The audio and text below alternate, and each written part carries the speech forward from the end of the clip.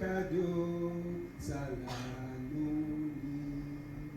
Jackie Wishman want to glonu. Kaba jeuti kiga shofe namla. Thank you.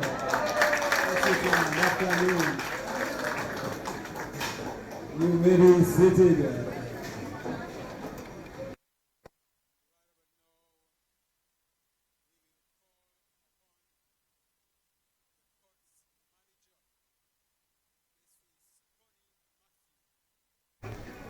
Our big partner in this competition over the years, Cots Unicom Limited, have been supporting us for a number of years. This is my field address us now. Put your hands together for her she comes, please. Thank you.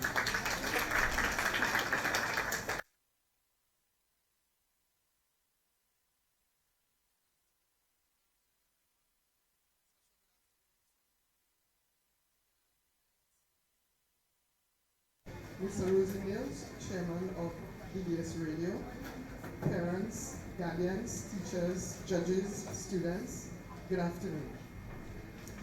It gives me great pleasure to stand before you, not just as the Senior Manager for Courts Dominica, but as someone who is very passionate about the development of our youth.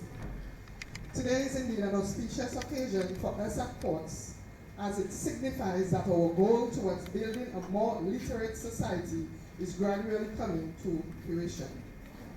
We have remained steadfast in our commitment to foster and champion continuous reading at the primary school level across the OECS, and we are pleased to announce that there has been tremendous improvement in the reading capabilities of our youth over the years. The government of Dominica and the ministry officials across the islands have attributed the heightened interest and regard for reading at the primary school level to the efforts of organizations such as DBS and partners like Courts, who dominate the fight to totally eradicate illiteracy in schools. This forms part of our corporate social responsibilities. All too often, we come across children, sometimes in our very own communities, who cannot read and write. As a concerned individual, you can't help but wonder, what kind of meaningful contribution would these children be able to make to the society if they are not afforded with the basic opportunity of learning to read? It is critical for us to especially target the 8 to 9 year age group, as we believe that this is the ideal time to capture their imagination and develop their abilities. We at Courts are very determined to push this agenda forward, working hand in hand with DBS and the various education departments across the island for its continued success. We understand that the ability to read is the key to achieving a better quality of life. And if the importance of reading is not encouraged, our youth cannot enjoy life's simple pleasures. As we get ready to see the nation's best talent for 2019 compete, we must remember that although only one child will emerge victorious, each participant would have had to perform exceptional to represent their school, district, and community. And this is an accomplishment which deserves a resounding round of applause. To end, we would like to express sincere gratitude to the teachers, principals, and families of the participants who give up their time to see a child excel at reading. We can't help but always say a special thank you to DBS and Felix Henderson for conceptualizing such an important venture here in Dominica. Thank you, sir.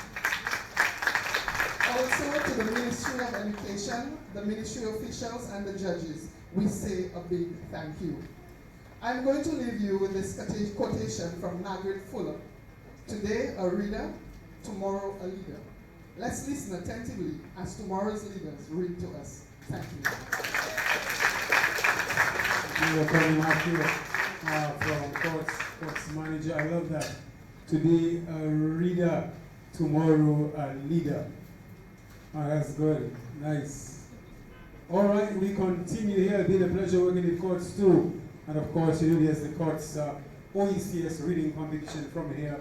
The winner will represent Dominica at the court's OECS reading competition. Right about now, we will call upon Mr.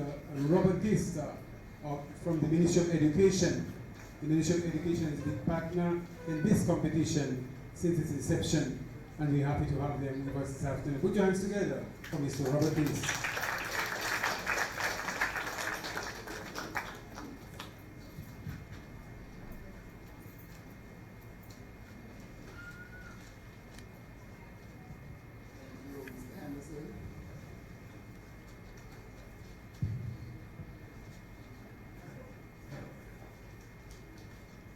Mr. Felix Henderson, the founder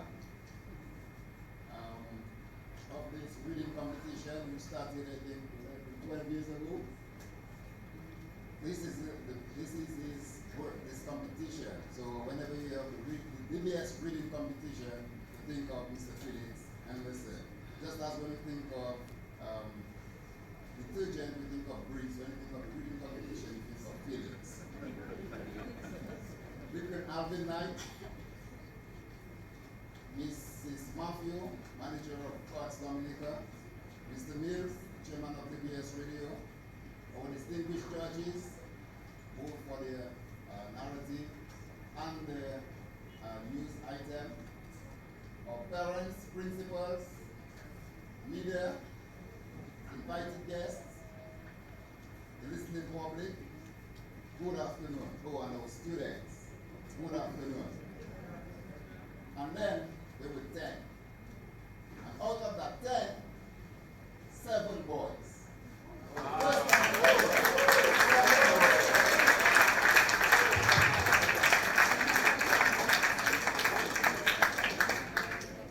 I spoke at the semi-finals, there were 10 students. Out of that 10, there were 3 boys I picked. And I asked for more boys, and the boys stepped up to the plate. And now we have 7 boys.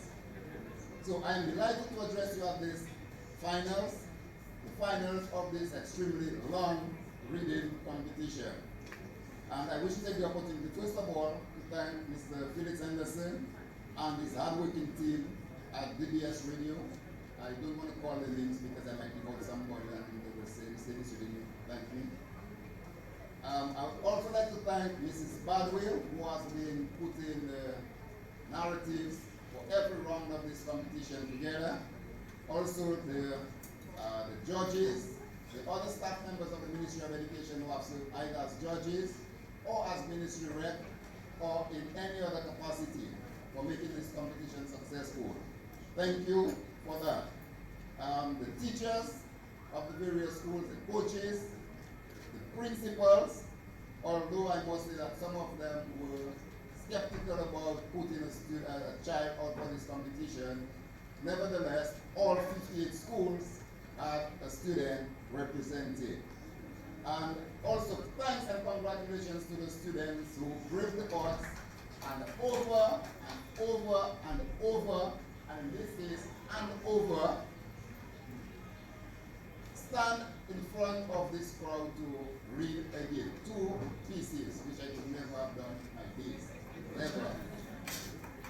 Unfortunately, out of the 58 that started, only 10 could be here today. And 1 will walk away as the crowned champion of the DBS Ministry of Education Courts Reading Competition and represent Dominica at the OECS Courts OECS Reading Competition.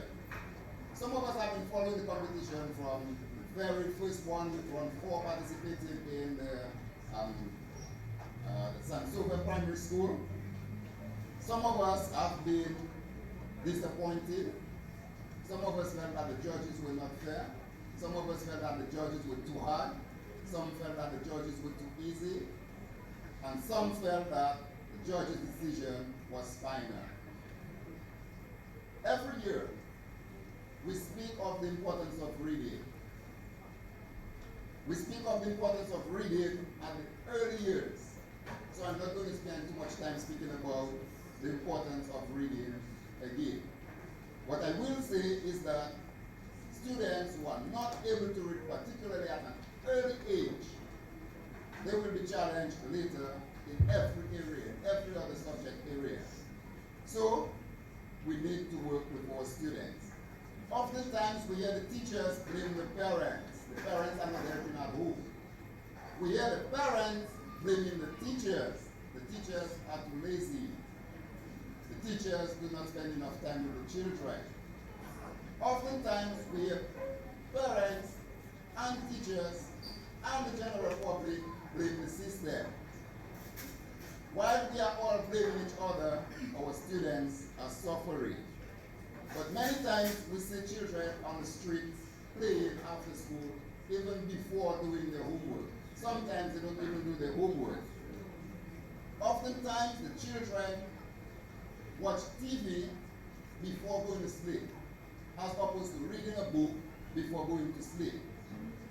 Very often they are on their cell phones and their tablets playing games or checking out YouTube videos. They know of DBS, they know of Fortnite, they know of Minecraft. Yet if you ask many of them, they have no idea who Jack and the Beanstalk was. They have no idea what the little red hen went through with that loaf of bread. They have no idea how Pinocchio's nose got so long and what his father did to get him where he is. And it is no wonder that the reason for our scores on the last assessments with 204 are what they are. In case you did not know, from our last assessment, our 2018 assessment of students with 204 students, we found that 75% of our students are reading at or above the grade 2 levels, and 84% of our students are reading at or above the grade 4 level. Now, while we may find this amazing, let's say yes, our students can read. And while this represents an 11% increase over our 2016 assessment, we have to bear in mind, like a principal always tell me, Mr. Yes, it means that 25% of our students are still working below the level, at the grade 2 level. And 16% of our students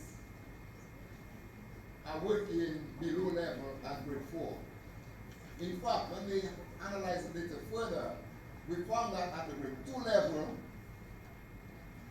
18%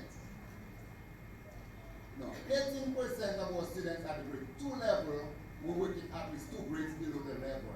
That means 18% of our grade 2 students are working at A level or below. And 10% of our grade 4 students are working at grade 2 level.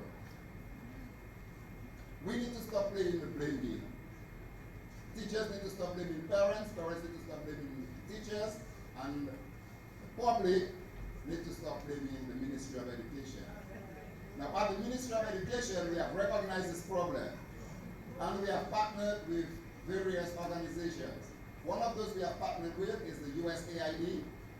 We have done that through the OECS Commission, and we have an early learners program where we aim to improve the reading levels of students at K-2 levels. So far, we have received close to $2 million worth of books and other teaching learning resources. These have been distributed to 48 of our primary schools so far. During the summer, the other 10 schools will receive the teaching learning resources. We have also partnered with Hands Across the Sea. That's a charitable organization which have helped us, many of our primary and secondary schools, in setting up libraries and equipping those libraries with readers. Now, neither of those organizations are concerned with the students going home with the books. In fact, they want the children to go home with the books. Yes, the books belong to the schools, but we want the children to go home with it. Yes, the children will go home with the books, and yes, it will get lost. Yes, it will get stolen. But if the book gets stolen, we know that somebody out there is going to read. So we don't have a problem with that. That is what we want to do. The book, yeah, we want them to steal the books and read it. Not steal it and use it as fuel. Use it and steal it and read it. The books are going to get lost. The books are going to get damaged. We know that. But we prefer the books get damaged now, and our students are well on the way to succeeding, than they have the books that are not damaged and the students are damaged. Damage the books, protect the students. We have no problem with that. The books will be replaced. We have also worked on enhancing our reading curriculum, especially in the grades A to grade 3. We have made several adjustments which will assist teachers in teaching reading at the schools. We have also done professional development with teachers, third grade teachers, K to 3 teachers, where we have given them skills or equipped them with more skills on the teaching and assessing of reading. We have given them skills such as read-alouds, using read-alouds or shared reading to incorporate into their lessons. We have also given them skills to work with their parents to help the students improve their reading. We have blamed ourselves at the Ministry of Education. Now we want the teachers and even more the parents to blame yourselves. Blame yourselves, help us correct the errors that we made in the past. Let us spend more time reading with and to our children, and also have them spend more time reading to us. To conclude, I would like to thank our partners in this competition. DBS will mention most of them, but I would particularly like to thank Other Education, who donated 5 computers, which will go towards the 5 top students in this competition. Thank also to the judges. Some of you, we called you at late notice, like just before the competition, something and said we need you at this competition, and some of you ran to make sure that the competition went through. Thanks a lot, thanks a million. You will be compensated, I guess, by DBS. Okay, so thank you all, and thank you students, and give yourself a round of applause, and I'm looking forward for one step series. Thank you. Thank you very much, Mr. Gist. Let me say personally, it's my pleasure working with Mr. Gist. You can always depend on Mr. Gist. When you need a job, to get you a judge, he will do what he has to do to get things done. So thank you very much. Right now, we'll call upon our chairman, the chairman of DBS Radio, Mr. Roosevelt, to address you. Put your hands together. Mr. Mills, as he comes.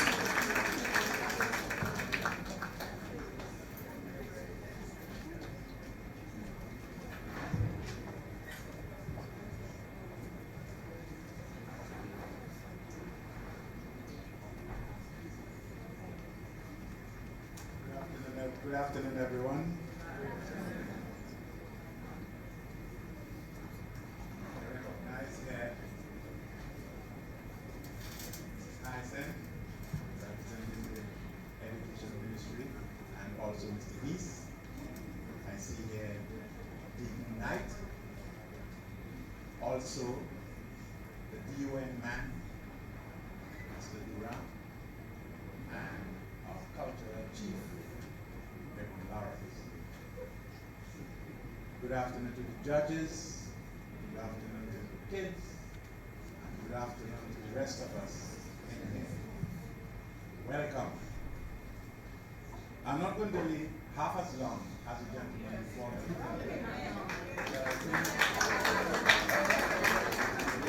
I think we're talking to kids, but 75% of them are not listening anyway. So I shouldn't be long.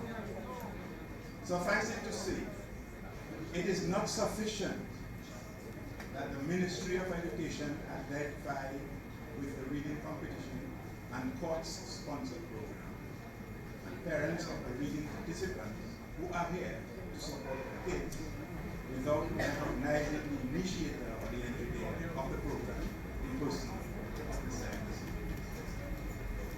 As most of us realize, this is a fantastic program. Anyone, and I say anyone, sitting in the comfort of their homes and thinking about a project involving the future of our nation, clearly this individual deserves more recognition than is received just now. Whether we want to applaud or suck our teeth at this observation, the initiator was thinking about the possibility of having a future Graham Bell of this country, a future Thomas Edison of this country, a future Derek Walcott of this country, a future Roosevelt Skerritt of this country, a future Lennox Linton of this country, a future Clarissa Etienne of this country, not forgetting Leonard Honeychurch and himself. These are persons we would love to emulate and exercise. And this exercise we are going through at this moment with our kids puts us at the portal, yes, at the portal where these people once performed and hoping we can better. Communication is key for just about everything in the world. And the kids being on a shadowed platform, using reading as the flashlight to open broader horizons is definitely at the right level. Now that this program has gotten underway, there are many persons who are eager to claim its existence. But while they slept, he, Mr. Henderson, was toiling upward in the night. This program has been able to bring together almost an entire country. The primary schools are energized.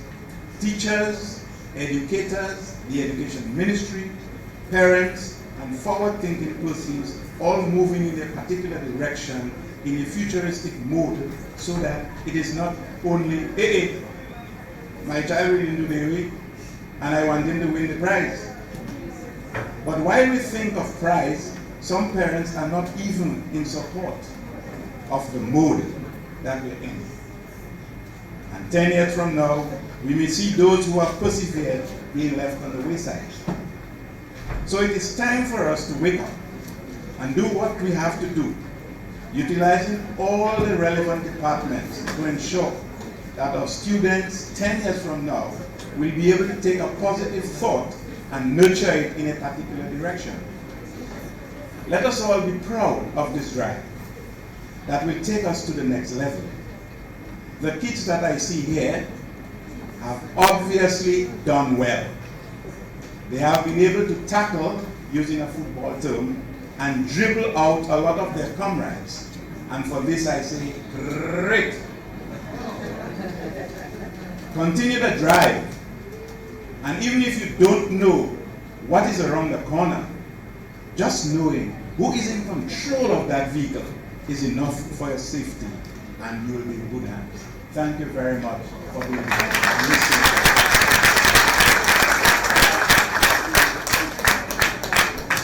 Thank you very much, Mr. Mills. Thank you. Thank you very much.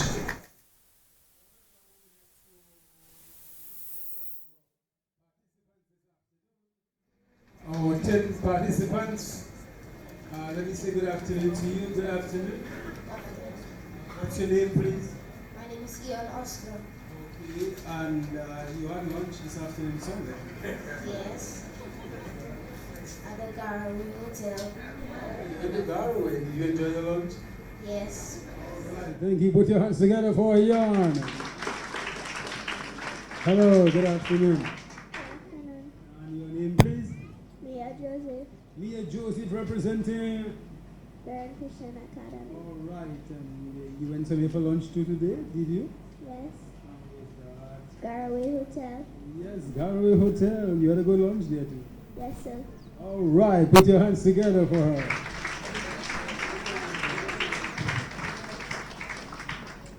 Our next participant, one of our first boy, second boy. We got so many boys this afternoon. Good afternoon to you, son. Good afternoon, sir. Okay, what's your name, please? My name is Emil Charles. I was Chapman Stevens School. You also went to Garaway Hotel. Yes. Okay, thank you, Hazri. Hey, good afternoon to you.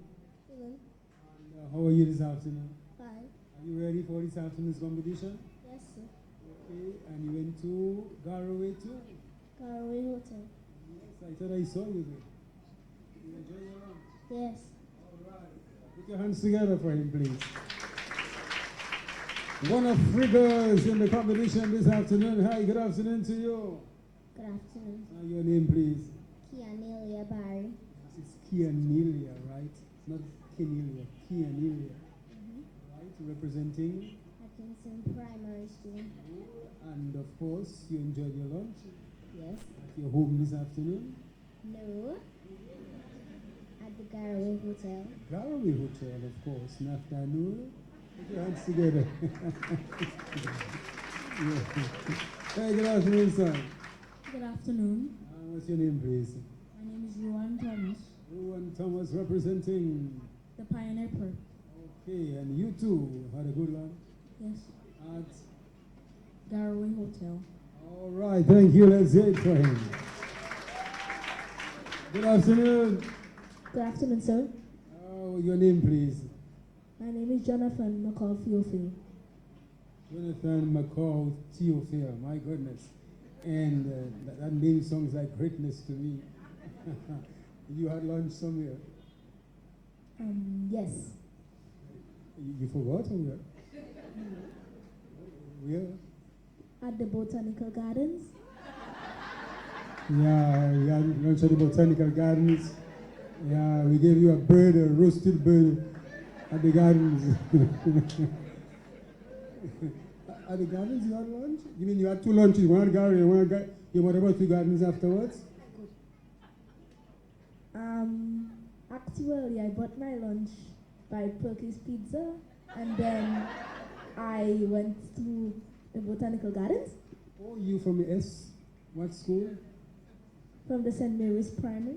Yeah, you were missing, you missed Garraway this afternoon. No wonder you were in the gardens. Ou à les jardins. Pas dans un hotel. Put your hands together for him. Yes, and pray.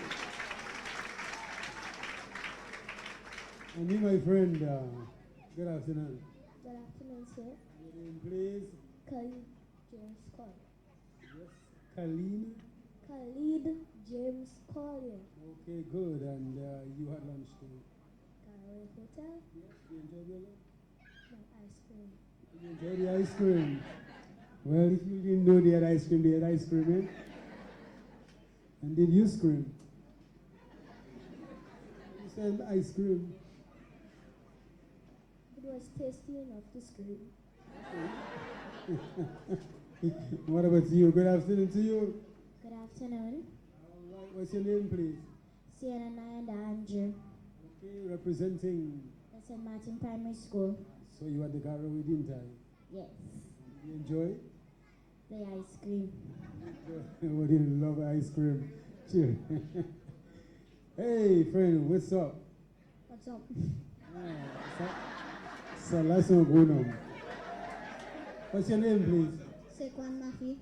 Sequan Mafi. Sequan representing. The Convent Preparatory School. All right, and did you enjoy your lunch this afternoon? Yes, I enjoyed my ice cream a lot. Gary, you did not ice cream, do it more. Put your hands together for him, please. And for all of them. Now, these are our finalists here this afternoon. And of course, you can see they're obviously very, very bright. And we expect good things this afternoon. But not only we expect good things this afternoon, we expect good things from them generally. Can I get my... We expect good things from them. We started with 58 schools, as you heard. And of course, some of them, we only have 10 in the finals. But we expect to hear good things from them. If you look at the results of the exams, a lot of the children who enter the competition, they do well in the exams. And I try to follow them. And I see they do well afterwards. Even if they did not reach the finals, they do well at school because reading really opens doors. Now, in this competition this year, we have two sets of judges.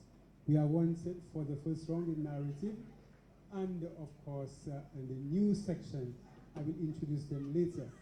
But now, we will start with this group of judges for our narratives And we'll begin with Miss Leandra Ludlow. She's a learning support advisor with the Ministry of Education, and she's quite experienced in that thing, been doing it for quite a number of years. Put your hands together for Miss Ludlow. You know, I always wonder the name Ludlow from St. Louis. Oh, Ludlow. Oh, Ludlow. I give it a Lou. Okay, we have Miss Marvelyn George. She's a teacher, and she did it for us earlier this last month, in fact. Good to have you at the finals. Put your hands together for Miss Marvelyn George. And Miss Noreen Graham, a qualified teacher at the Global Secondary School. For the first time, put your hands together for her, please. And Louise Bristol, Learning Support Advisor, Ministry of Education. Put your hands together for her, please. And Edwina Doughton, a qualified teacher, of course, Deputy Principal at the Dominica Grammar School, and she has quite a bit of experience doing this thing. All right, are you ready for competition this afternoon? Can I hear you? Heads up, away. All right, let's call on, just before that, though, let's call on Mr. Hazra Williams, and he will give you the rubric of the competition. Hazra, take it away now.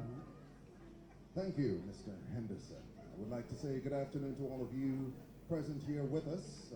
Of course, you've come to join us in supporting the young ones as they battle, of course, to determine who will be or who will emerge as the top reader for Dominica. At this time, I will provide to you the rubric, which is basically the criteria that the judges are going to be using to determine which one of our students here will be the best reader. The first item, were all words read accurately? Were phrases read effectively as one unit? Was punctuation interpreted correctly? Were all words pronounced distinctly? Were key words emphasized? Was mood or feeling conveyed effectively? Was volume used effectively? Was pitch used effectively? Was the selection read at an appropriate rate for audience and purpose? Did the student appear relaxed, confident, and able to recover quickly if a mistake was made? And finally, was there eye contact with the audience? Each of these items will be scored 1 to 5, 1 being the lowest, 5 being the highest. And that's all I have to say. May the best reader win. Thank you very much, Azzy. Thank you. Now, on the issue of eye contact, let me just warn you, we adopted it for the finals. But be careful when you're doing your eye contact. Make sure that you know where you are, okay? Because people have a tendency when they lift up their eyes and they look back down, they miss where they were. So make sure you put your finger, are you listening to me on the other side? Make sure you know what you're doing when you're doing your eye contact. I've seen some fantabulous eye contacts in this competition. We tried it earlier on, and it's like somebody was taking La Luna. Like they will read it and just put up their head for a while and duck back down. All right, so be careful about that. For the audience, please put off your phones, put it on silence. We don't want to disturb our readers this afternoon. And of course, let me inform you too, we're live on Facebook, and GIS Facebook too, live on Facebook, so you can follow us there too. So, competition begins now. First competitor this afternoon in the narrative section of the DBS Ministry of Education, sponsored by Courts Reading Competition. Let's hear it for Ian Oscar, Philip Stefan Primary School.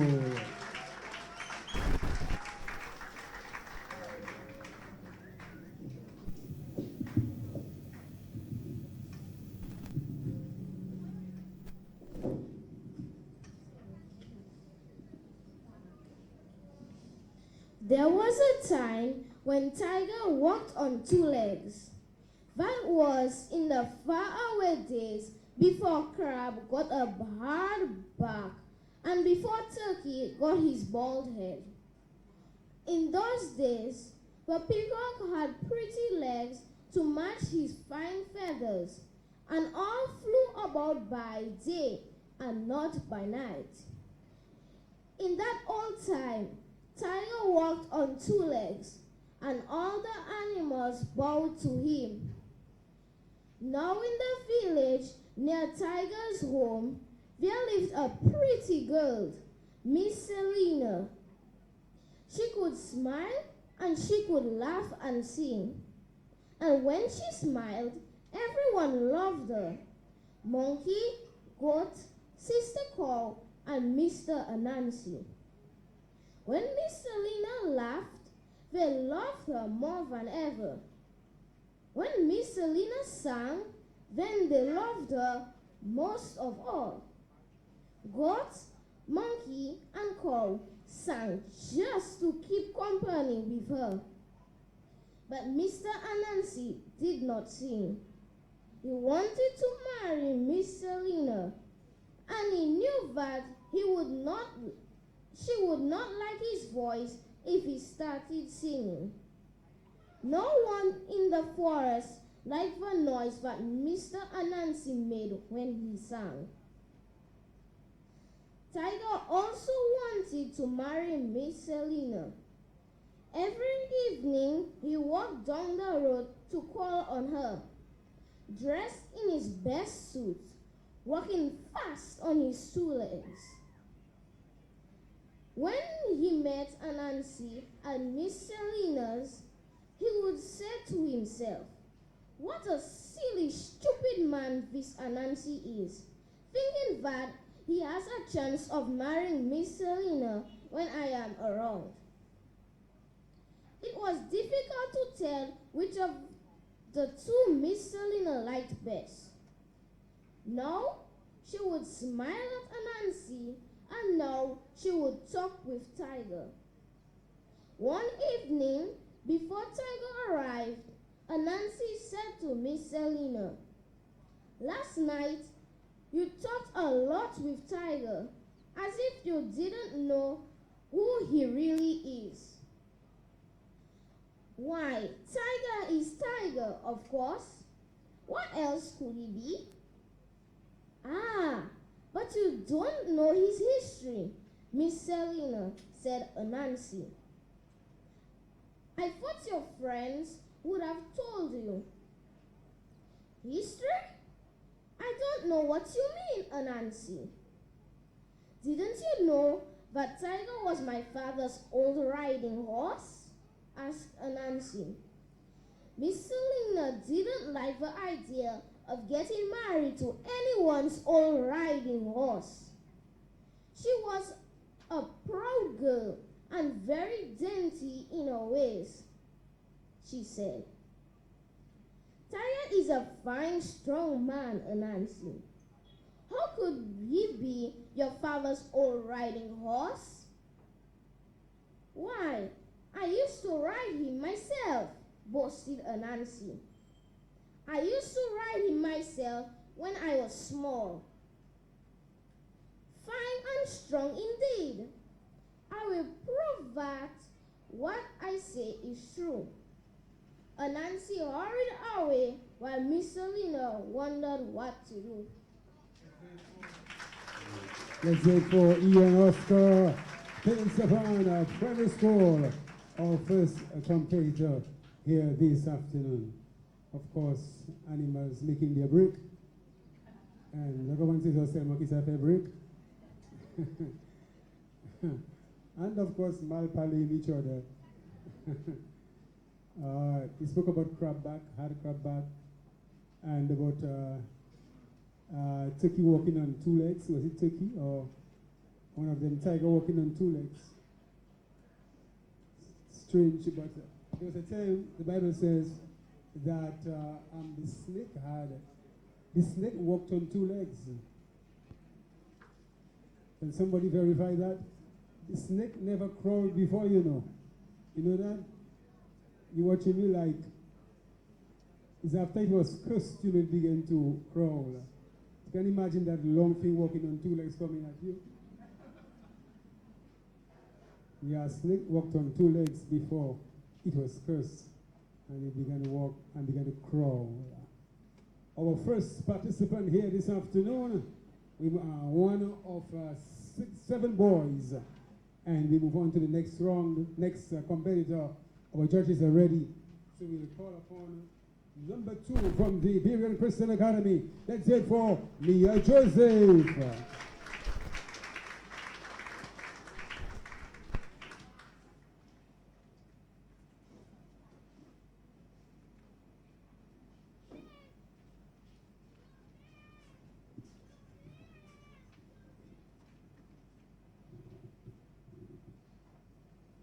At that moment, Tiger came in, dressed in his best suit, smiling and cheerful.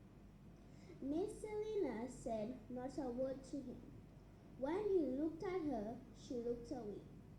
When he spoke, she replied yes or no and looked away. Next morning, Miss Selina told Sister Cow, Goat, and Brother Monkey what Nancy had said. Goat went off and told Rat, and Cow went off and told Snake.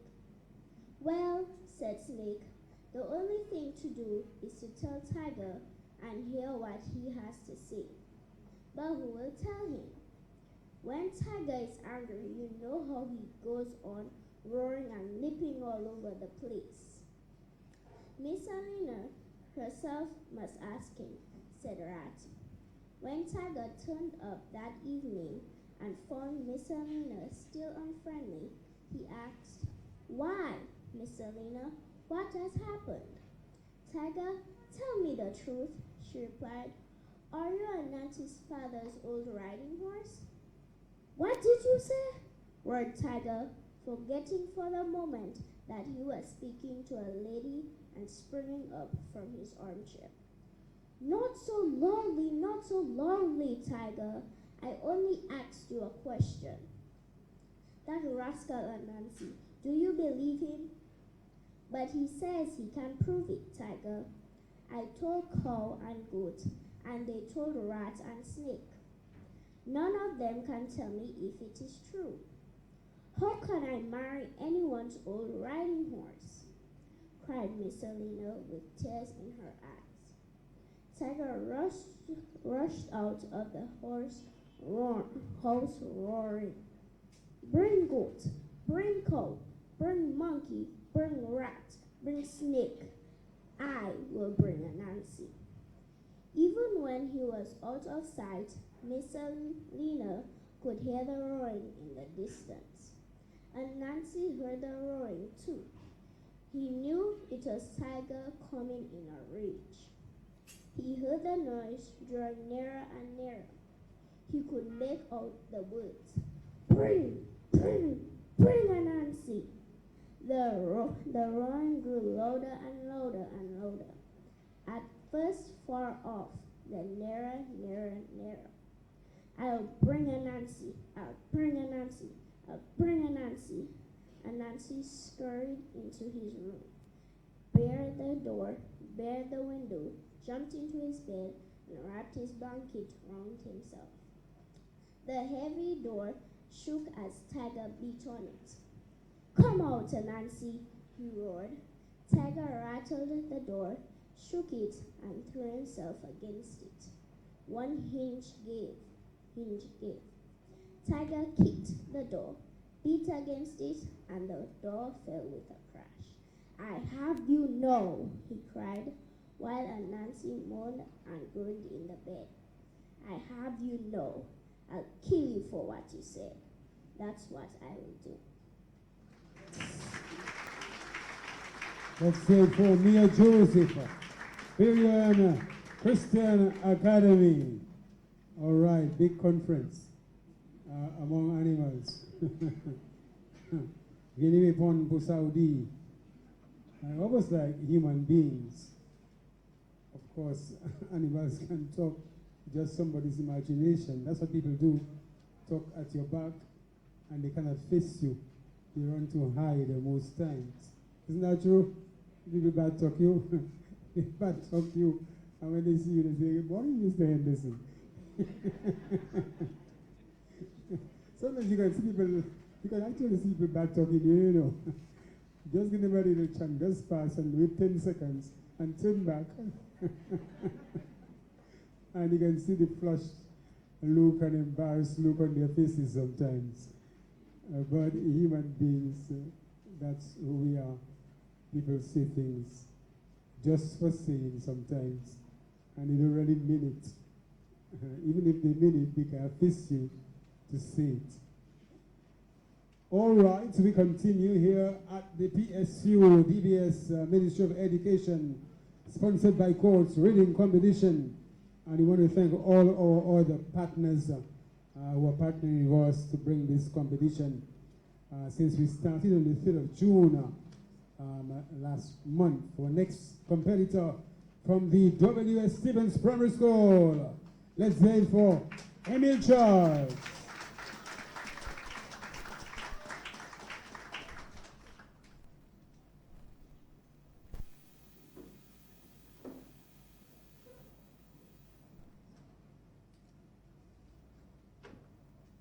To tell Miss Selena such a thing? I'll kill you! But first, you are coming with me to tell them that what you said was not true. He caught Anansi by the foot and began to drag him out of the bed. Anansi groaning and moaning all the time, his eyes half closed like a man who is near death. What did I say? Anansi asked. He groaned. My back. My stomachs. Oh, my legs. I am going to die. Tiger, I never felt so bad in all my life. Anansi groaned and moaned in the most piteous way. A cold damp sweat came out on his forehead, and the whites of his eyes showed more and more. Tiger left off roaring. Anansi did look like a man half dead. He had to get him to Miss Selena before he died. Anansi had to tell the truth, no matter how ill he was. He roared again, so loudly that Anansi shivered and moaned more piteously than ever, and said in a faint voice, "Oh, my poor head! It's splitting with that rose of yours, Tiger. I'll come anywhere. I'll talk to anyone you like." Anansi broke off and shut his eyes and twitched his feet 2 or 3 times so that he looked nearer death than ever. Tiger stopped roaring. He said, "I will carry you if you can't walk, but you have to tell Miss Selena the truth. You have to tell her that I am not your father's old riding horse."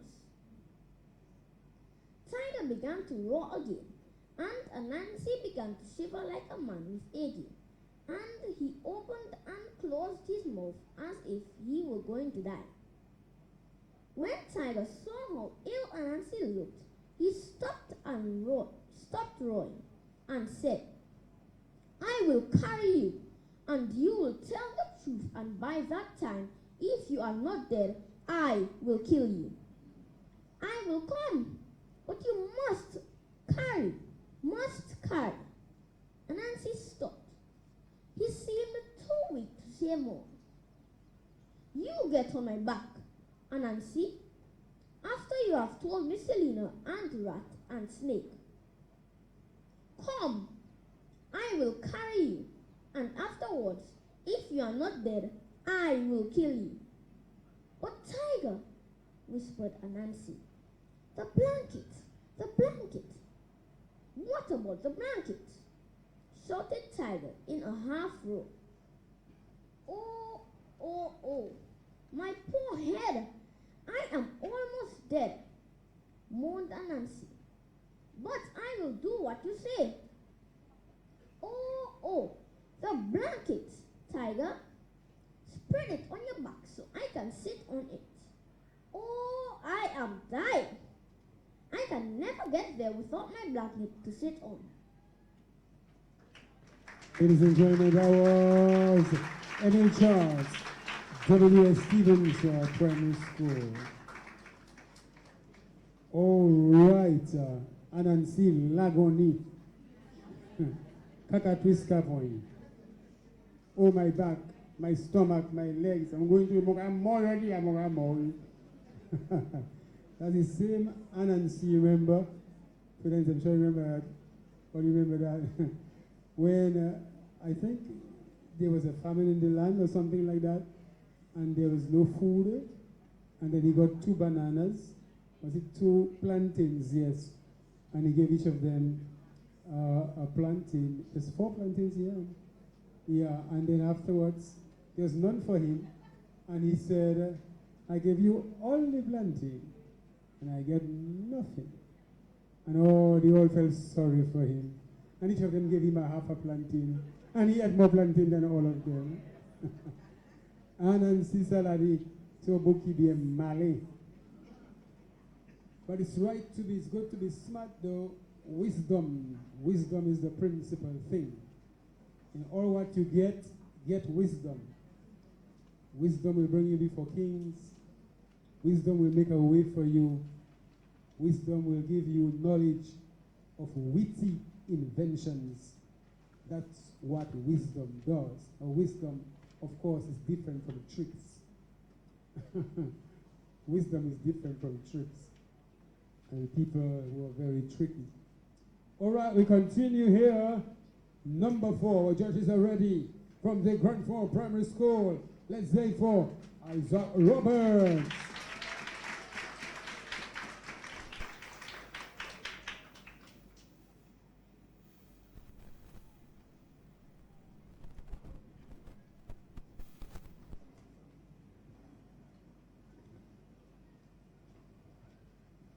Tiger spread a blanket on his back, and Anansi climbed up and sat on it, moaning and groaning. Tiger moved off, shouting, "Stop that moaning!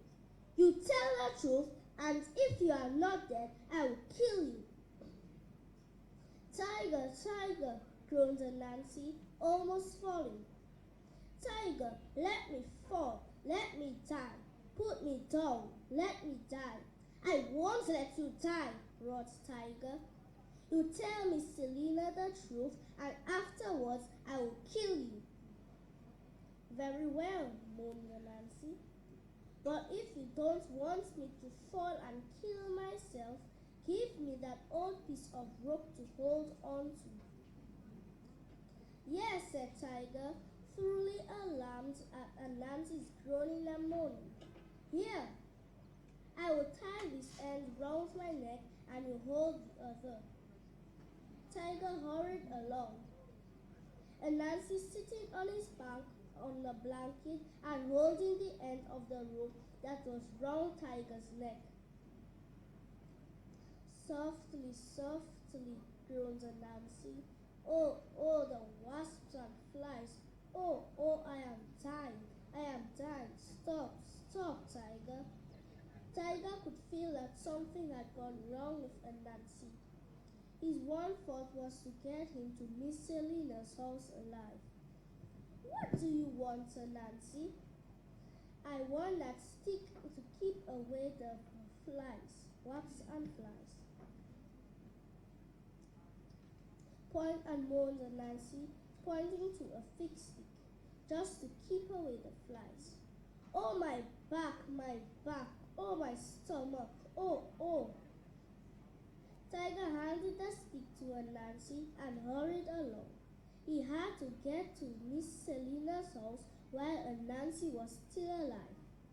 At last, there was Miss Selina's house under the bamboo trees. She was waiting now, there with rat and snake, cow, monkey, and goats. Now Anansi would have to tell the truth for Tiger, and he would kill him. Suddenly, Anansi dug his heels into Tiger's sides. He tugged fiercely at the rope. He beat Brother Tiger with the thick stick. He shouted, "Didn't I tell you, Miss Selina? Didn't I tell you that Tiger was my father's old riding horse?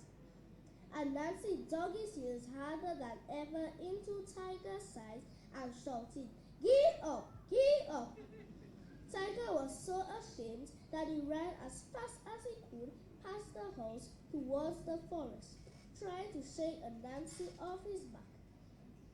He got down on four legs because then he could run away much faster than on two legs, and ever since then, Tiger has gone about on four legs. Ever since then, Nancy has lived out of Tiger's reach up in the trees, and as for proud Miss Selena, she married Mr. Pickle. Wow, I missed that last part, but obviously Anansi at it. That was Isaac Roberts, Grand Forks Primary School. Let's hear it for him, please.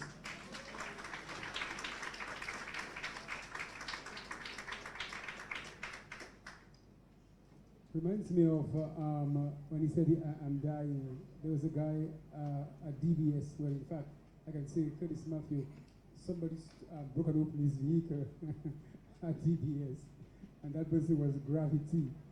And I will not tell you who beat Gravity. When Gravity had to get, I don't call it a cough, no, thump. Some kind of thick thump in his chest.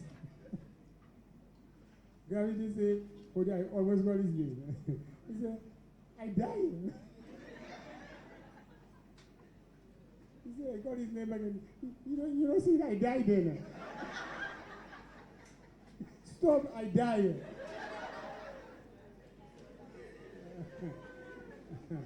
And I'm sure you're wondering who is that, who killed Gravity that night. It wasn't Curtis Matthew. Oh, well, I know you know. All right, we continue. Our next participant from the Atkinson Primary School is Cornelia Barry. Do I have it right? Cornelia Barry. K-H-E-A-N-I-L-I-A.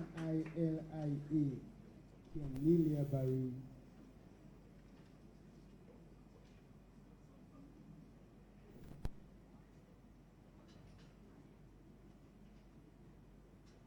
One day, Puss set out on a journey.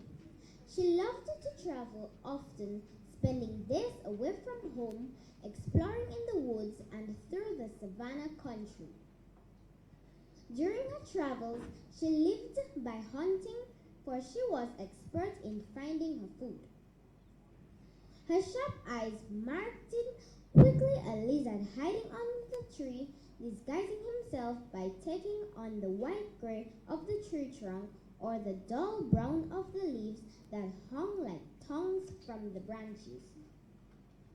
In all her travels, Puss was careful not to cross a river or set out to sea.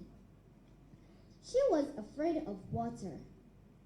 In the course of her journey, Puss came to a river. She considered what to do. She wanted to get to the other side, but could find no way of doing so. For 2 days and a night, she searched along the bank of the river, looking in vain for a crossing. Tired, she climbed a tree that hung over the water and rested, looking at the river. Who should come by but Mr. Anansi with fishing rod and a bag for the fish. He fished for half an hour, caught nothing, sat under the tree, wiped his forehead, and said, "This fishing is a bad business. I have to work too hard.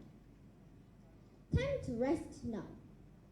Looking around him, Anansi saw the dead stump of a tree. Something sticky was trickling out of a hole in the stump. Anansi touched and tasted the thick, syrupy substance near the hole. It was honey. "What a lucky man I am," said Anansi. "I have found a honey hole." Trying to get as much honey as possible, He thrust his hand into the hole. Something held him. He could not get his hand free. Frightened, he called out, "Who holds me? Who holds me?" From within the stump, a voice came saying, "Mr. Wheeler." "Will, let me see," said Anansi.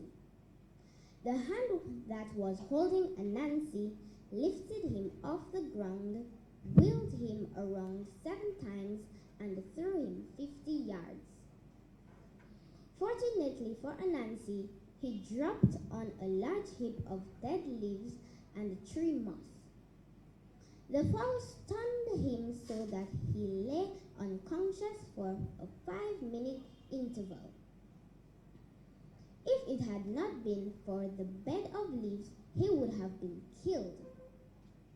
When he came to himself, he rose, shook himself, felt his hands and feet to see that no bones were broken, scratched himself, then said, "Out of that little accident, I see how to make a living for myself and my family."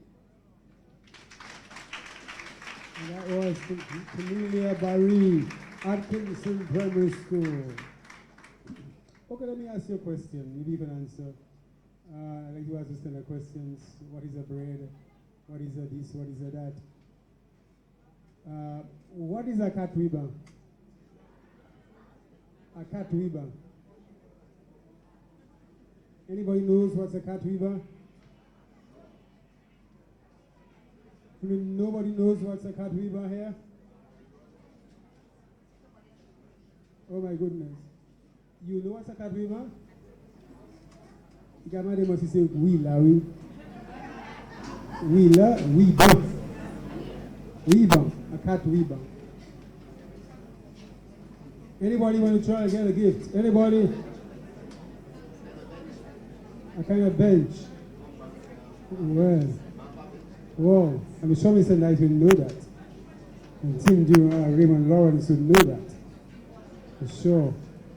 But in my own way, I say a cat weaver is a seat surrounded by 4 bells, seat bells. You'll get it next week.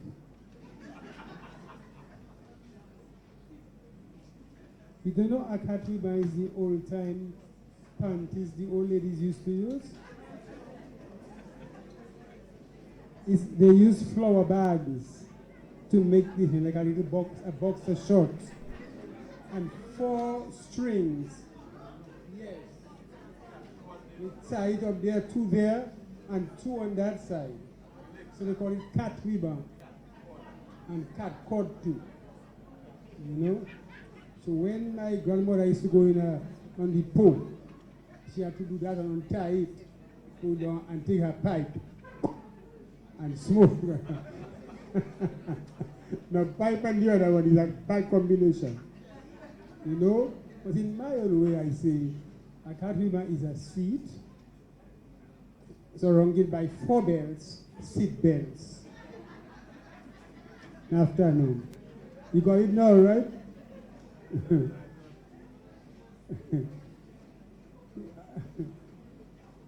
Just tell me, you know, what is a bakes? What is a bakes? A bakes is a piece of lapat surrounded by hot oil.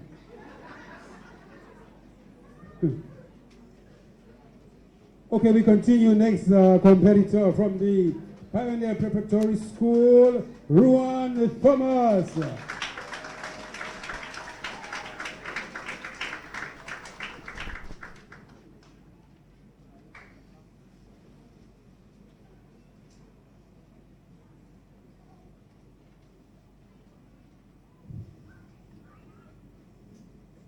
Anansi moved away the leaves and moss. He put in their place a heap of stones and the broken, sharp-pointed sticks. Then he went back to the tree stump. Puss quietly watched all that was happening. Sitting down near the stump, Anansi waited. After a little while, half an hour to the most, Peafowl came in sight. Anansi called out, "I am glad to see you, Sister Peafowl. A living is here for me and you." "What is it, Mr. Anansi?" "Come and I will show you," replied Anansi. Rising, he took Peafowl over to the dead stump, showing her the hole and the honey, letting her taste how sweet it was, then said, "Take as much as you wish, Peafowl. Push your right hand inside and take a lot." Peafowl pushed her hand into the hole. She called out, "Anansi, something is holding me. I can't get my hand free." "Pull your hand away," said Anansi. "I will help you." Anansi took hold of Peafowl and they both pulled. "Anansi, I can't get my hand away," cried Peafowl, now very frightened. "Very well then," replied Anansi. "Ask, who holds me?" Peafowl did so, and the voice answered, "Mr. Wheeler." "Peafowl, tell him, 'Wheel, let me see.'" The hand wheeled Peafowl around 7 times, then threw her so that she fell on the pile of broken rocks and sharp sticks.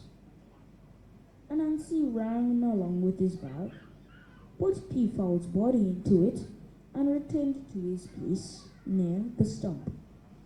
Before he could settle himself down, Mr. Rat came strolling by, dressed very smartly.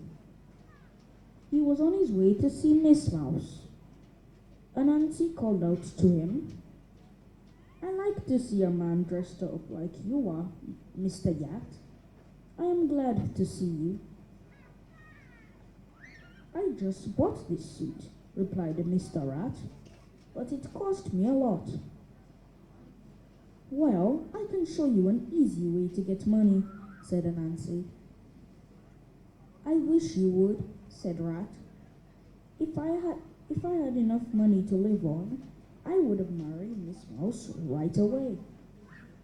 Anansi took Rat over to the stump, showed him the honey, and said, "Put your hand into the hole. You will find the sweetest, thickest honey there." Rat pushed his hand Rat pushed his hand in. Mr. Wheeler held him. "Anansi! Anansi!" cried Rat, who was a very nervous man. "Help me, man! Help! Something is holding me." "Ask who holds you," said Anansi. And that was Ruan Thomas from the Pioneer Prayer Choir. Thank you very much. Let me just inform you, ladies and gentlemen, that one of these students or participants or competitors here this afternoon, at the end of this competition will be 1,000 here. Yes, like you are a millionaire, if you have $1 million, you get $1,000, you become 1,000 here. And that's a big thing for you as a child. I mean, as a child, I would never even think of seeing $100. You know, the most you get is $20, maybe $5.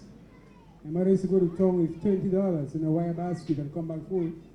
But we couldn't see that kind of money. But for a child today, you'll be getting $2,000 from courts, right? $2,000. And your school will get $1,000. The first runner-up, $1,000. Second runner-up, $1,000. And a laptop for the winner. Of course, we have laptops for 5. And the first place winners, you'll get that from the Ministry of Education and other education publishers. OT Trucking and Farming Services, $600 cash, sign man, participation plaques. Of course, you have your lunches from Garrow Enterprises, Lafayette House Medical Laboratory, all the partners want to say thanks. Fox's Bread Depot, also Jay's Bookstore, APP Electricals, Ruben's Bakery, Motorpool, Chris Faze, Auto Depot Limited, OT Trucking, Earth Dreams Car Rental Limited, Carlton Phillips Motorpool, National Bank of Dominica, Higher Education, like we said, and the Signman Gallery Enterprises, AC Schillingford and Company Limited, and Springfield Trading, giving the free chubby drinks and a carton of snacks and 3 gifts for his free winners. We want to say thanks also to Old Stone and Fevriers and Starring and Sons, Old Stone, Great Old House, Restaurant, Fevriers in town, and Starring and Sons, because at the end of this competition, we'll be having a mini competition for adults. So we usually do that. So get ready. Adults, you'll be asked to read 1 news item, and the winner will get, and the first 3 winners will get prizes, compliments of our sponsors. So get ready for that as we look forward to that. Next participant from the St. Mary's Primary School, let's hear it for Jonathan Theophile.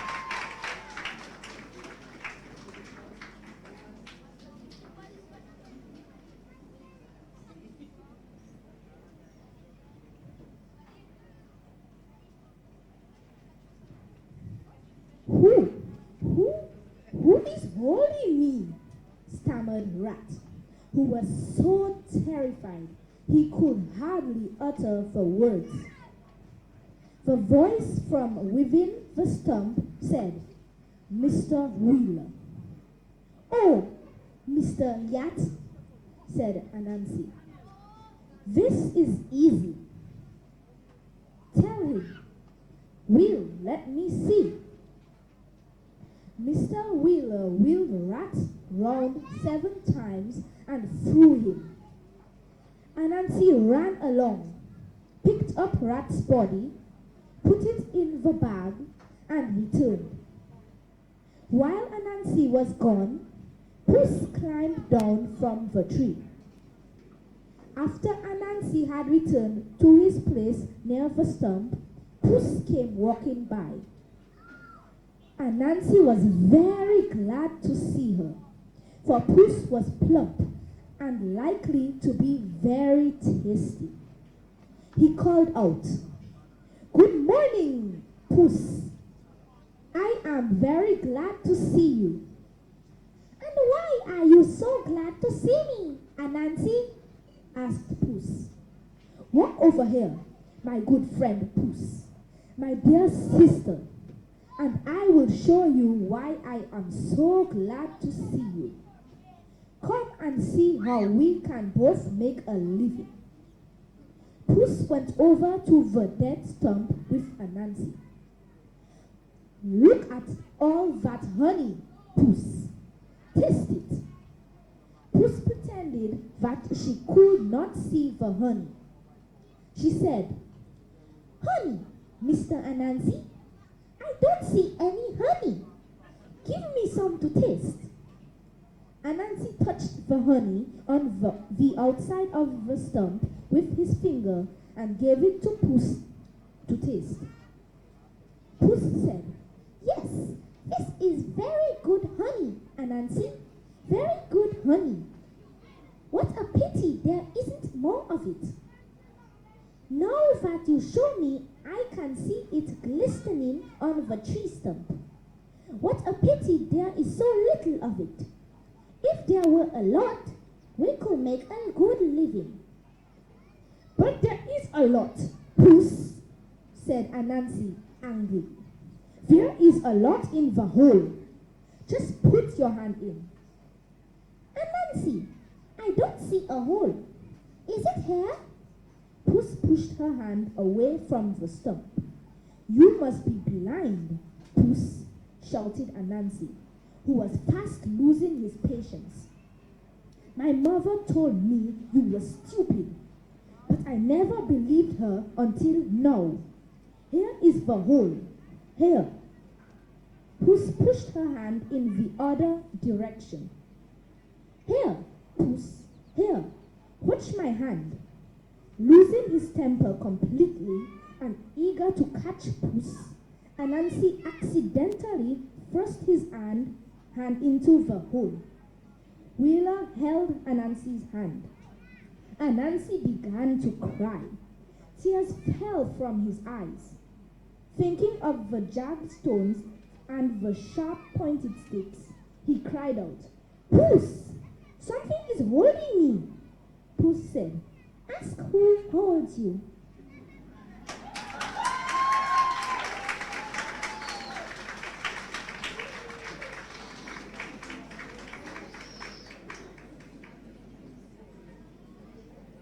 Okay, that was Ebenezer SDA Primary, Khalid Collier. Sorry, St. Mary's Primary, Jonathan Theophile. Around Busot. Who's that? You gotta try Puss. That Puss smelled like my cat.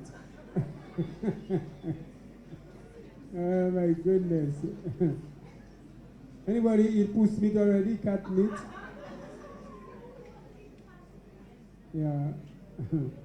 Puss was plump and likely to be very tasty. Puss and dumpling.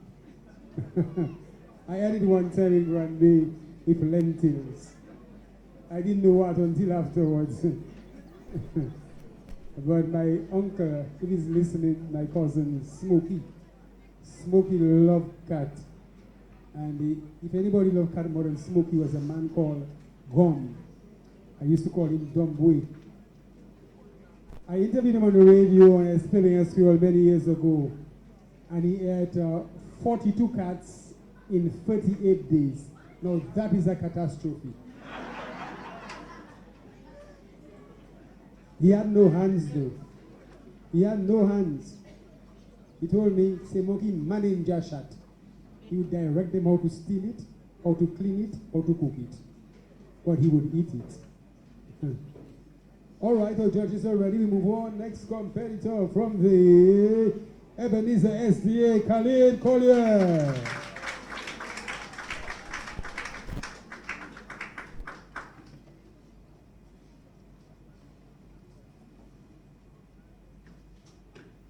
Nancy replied, "I know who is holding me, Puss. Look, my friend, you know how I love you. I will give you everything in that bag if you will do what I ask you." "What is that?" asked Puss. "Run along very quickly, Puss, along the bank of the river for 50 yards to a place where there is a heap of rocks and sharp sticks. Move them away, dear Sister Puss. Move them all away. Spread in their place as many soft leaves as you can find, just as if you were making a bed." "But, Anansi," replied Puss, "what a funny thing to ask. You are in trouble. You are my friend. I can't leave you alone."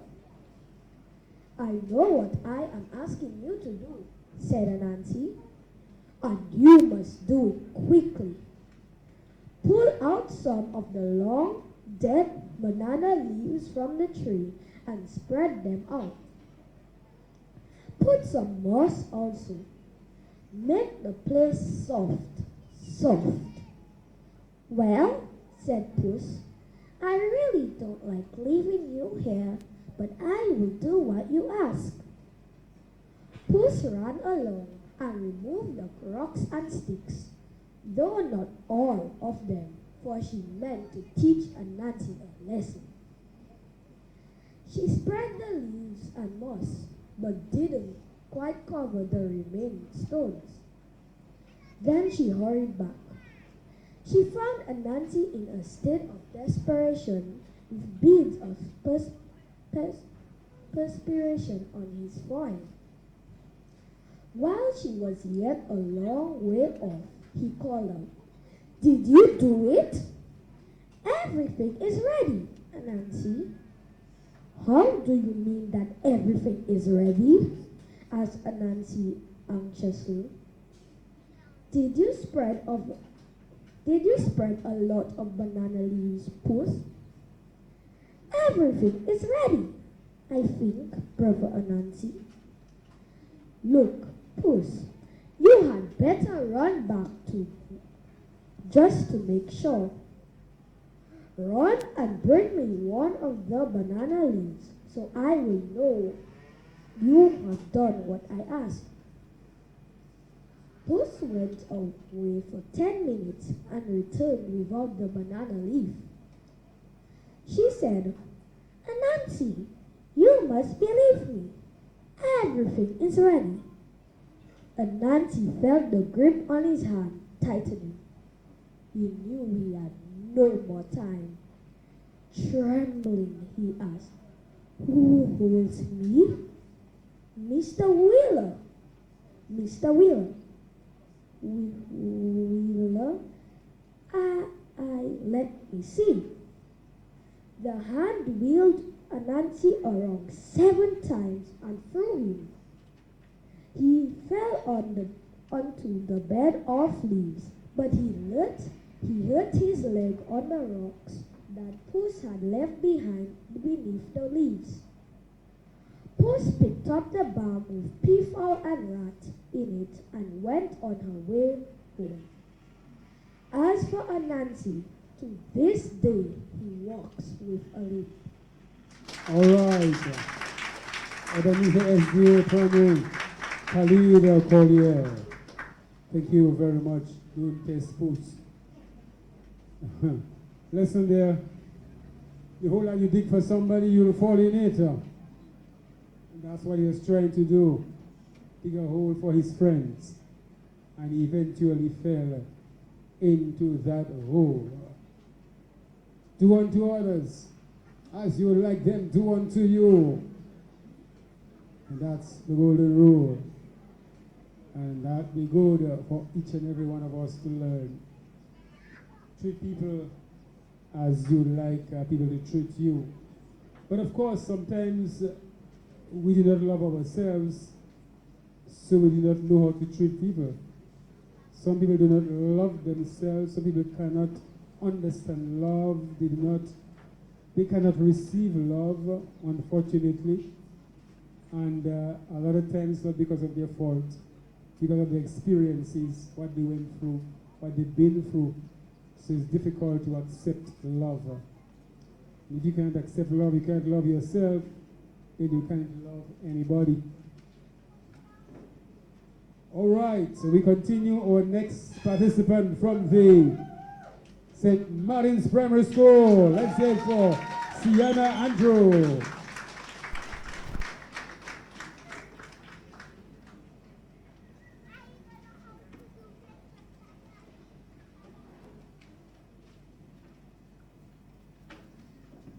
By day or night, Candlefly had fire.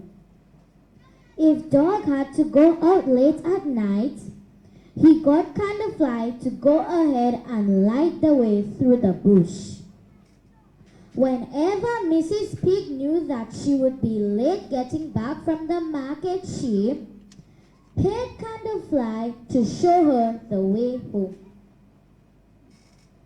One day, Anansi ran short of matches. He went across to Candlefly's house to ask for some fire, saying, "Give me a piece of old fire stick, Candlefly, any old piece that you don't want. It's time for my mother to start cooking the dinner, but we have no fire." Candlefly gave Anansi the fire and said, "Anansi, I know that you are very fond of eggs. Would you like some?" "You know that I love eggs, Candlefly. And went to Dr. Hummingbird the other day. He said I should eat as many eggs as I could get. That is what the doctor said. So I would be glad to get some eggs, Candlefly."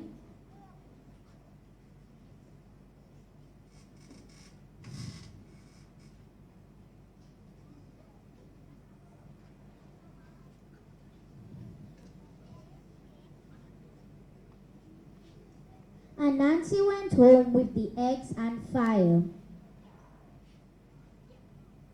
On the following day, Anansi went back to Candlefly.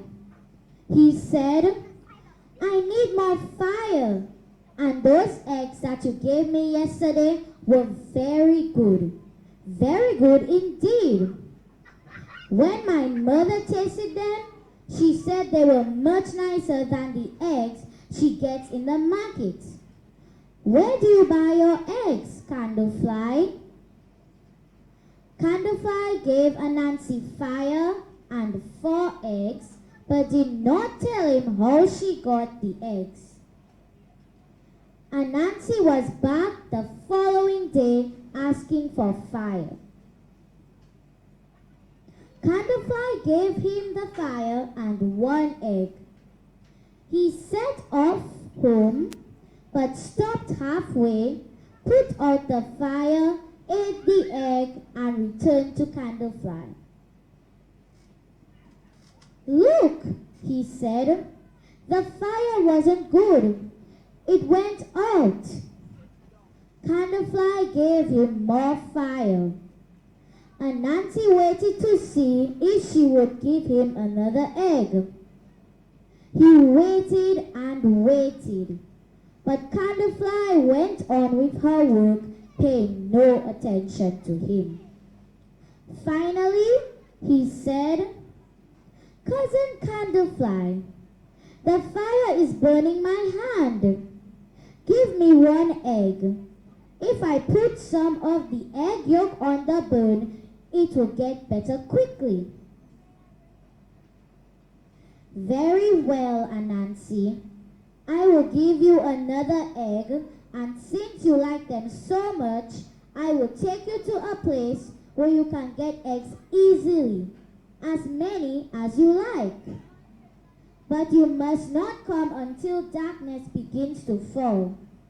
I cannot take you to the place by day, only after nightfall.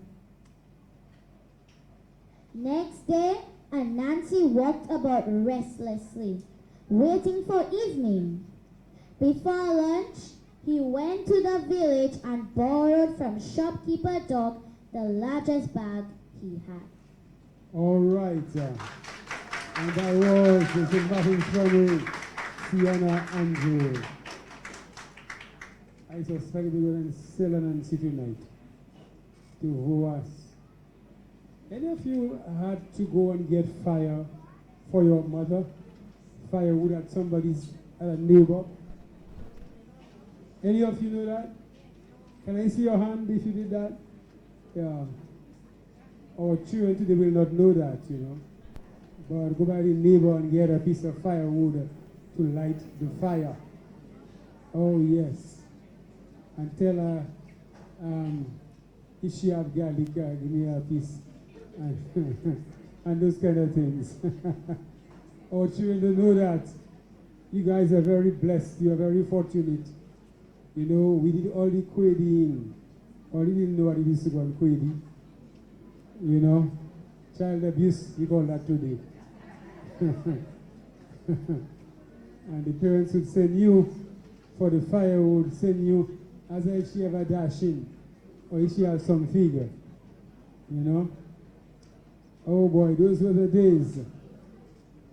Now reading opens your mind, it really opens your mind, imaginative, creative.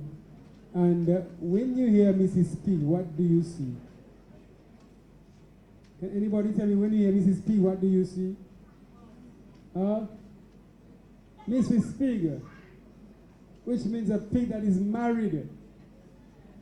The pig has a ring on its finger. And the pig went to church with a white gong and a crown.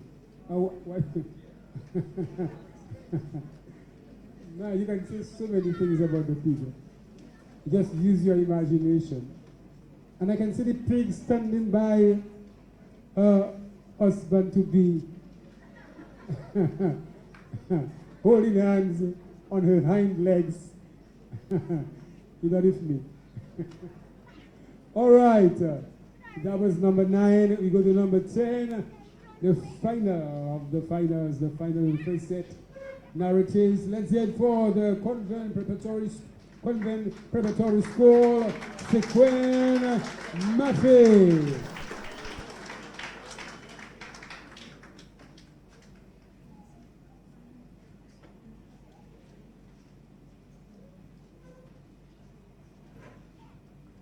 At 3 o'clock, while the sun was still high, Anansi walked across to Candlefly's house and sat down to wait. Candlefly saw him sitting under a small ackee tree opposite her gate and called out, "That's a big bag, Anansi, but you will have to wait. We can't go to the place before nightfall." Wait. Anansi sat under the shade of the tree, picking away at the blades of greener grass and praying for night to come. He saw the sun sink slowly behind the mountain and heard crickets beginning to tune up in the bush by side of the road. Anansi called out him, You are a lazy fellow, Cricket, a lazy fellow. You should have started singing an hour ago." Tree Frog began to whistle and sing from the branch and the ackee tree, blowing himself and then whistling away. "You too," said greedy Anansi. "You are a lazy fellow. You should have started whistling an hour ago. Look how late it is." The first star came out in the indigo sky above, and the night breeze began to stir the leaves. A cool breeze blew from the hills, laden with the perfume and wild mint. To the star, Anansi said, "You are too lazy, man. You should have begun to shine an hour ago." To the night breeze he said, "Shame on you. You have the whole day to sleep and you get up so late in the evening. A lazy good-for-nothing breeze. That's what you are." While Anansi had his mouth open, complaining and abusing him, Night Breeze blew a puff of dust into it and went off down the valley, laughing at the sound of Anansi sneezing and coughing. "Ready now, Anansi?" called Candlefly, while Anansi was doubled up in front with her beam of light, Anansi following with his long bag. After walking for an hour, Anansi and Candlefly came to Egg Valley. Every time Candlefly shone her beam on an egg, Anansi cried out, "It is mine! It is mine! I saw it first," and put the egg in his bag. Soon Anansi had 50 eggs in his bag, while Candlefly had none. Each time Candlefly found an egg, Anansi cried, "It is mine! It is mine! I saw it first!" And Candlefly, being weaker than Anansi, could not take the egg away from him. When Anansi had about 100 eggs in the bag, Candlefly, who had none, turned to himself and said, "Mr. Anansi, since you are so greedy, you will have to find your way home without a light. Good night." All right. Sikwan Mafi, Convent Rep. Let's hear it for Sikwan. And let's hear it for all our participants in this first round of the narrative section of the DBS Ministry of Education, sponsored by Courts, reading competition. And right about now, as we said, ladies and gentlemen, we have our first set of judges, and they've looked at the competition. They will retire from here, and they will make way for a new set of judges, and who will decide, who will judge the next round of the competition. So we want to say thank you very much to our judges, Leandra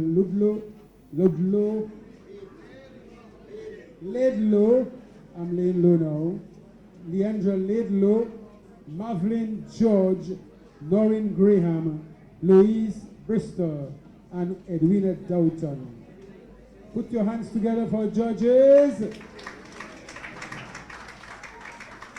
And remember, the judge's decision is.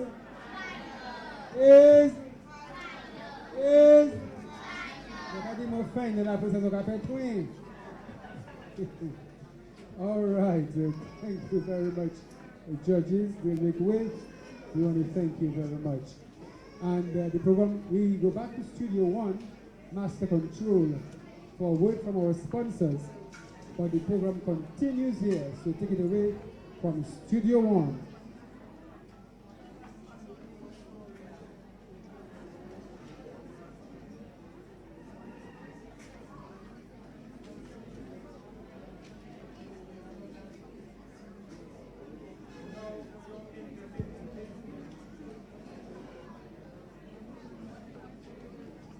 For your entertainment,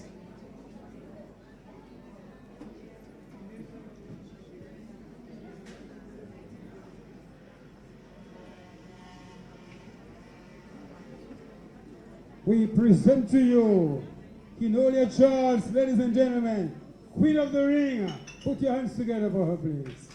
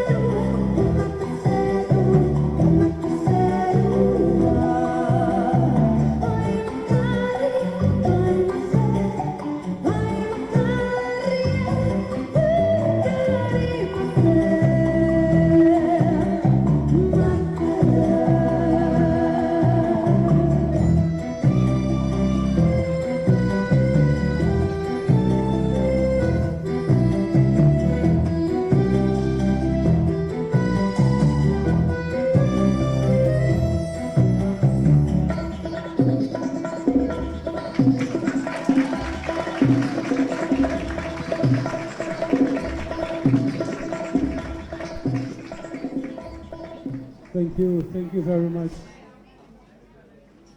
Of course, that was Queen of the Ring, as you could see for yourself. I'm sure if she was an American Idol, Simon would say, yes, that was great, that was fantastic.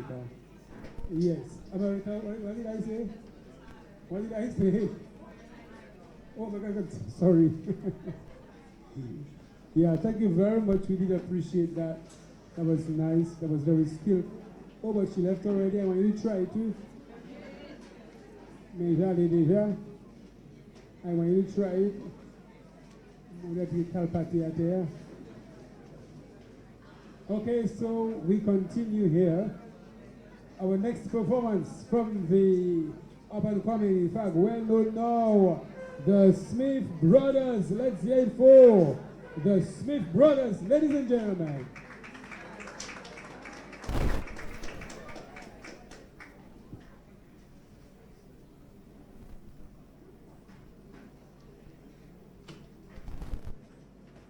Let me just remind you too that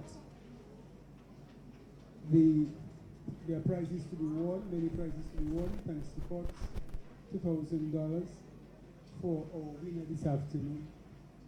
And also $1,000 goes to the school and various other prizes. I'm looking for my to the information, but as I said, one child will be 1,000 here, in fact more than one this afternoon.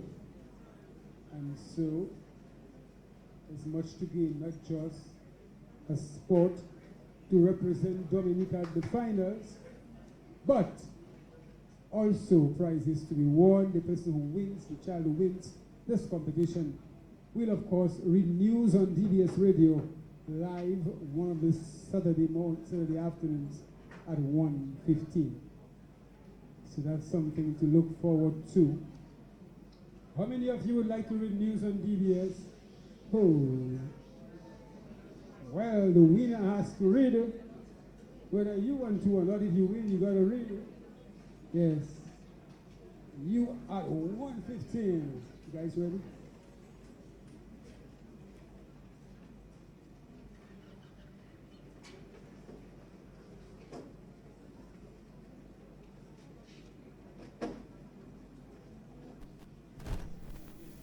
Ready?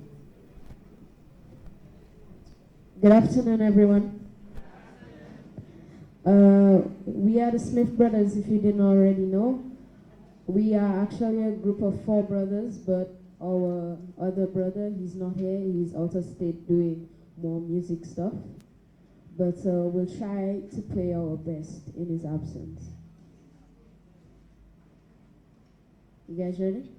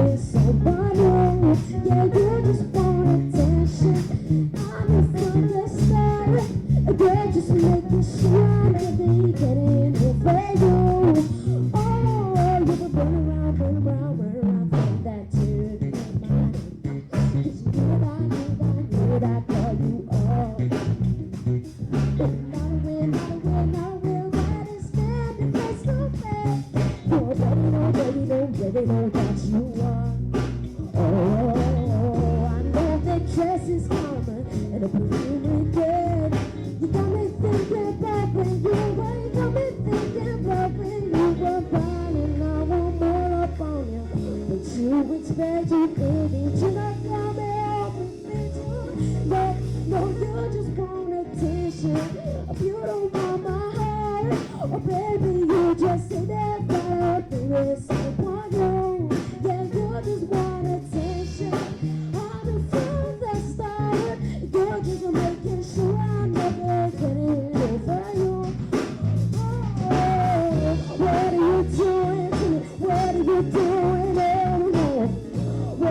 doing to me? What are you doing? Oh, what are you doing to me? What are you doing? Oh, what are you doing? What are you doing to me? What are you doing?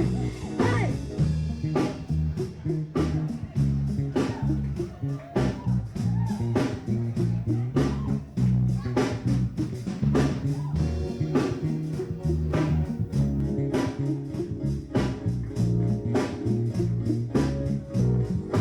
You just want attention. I know I'm a hurry. Or maybe you just sitting in front of the people and talk on you. You just want attention. Running from the story. Yeah, just making sure I'm even getting it for you.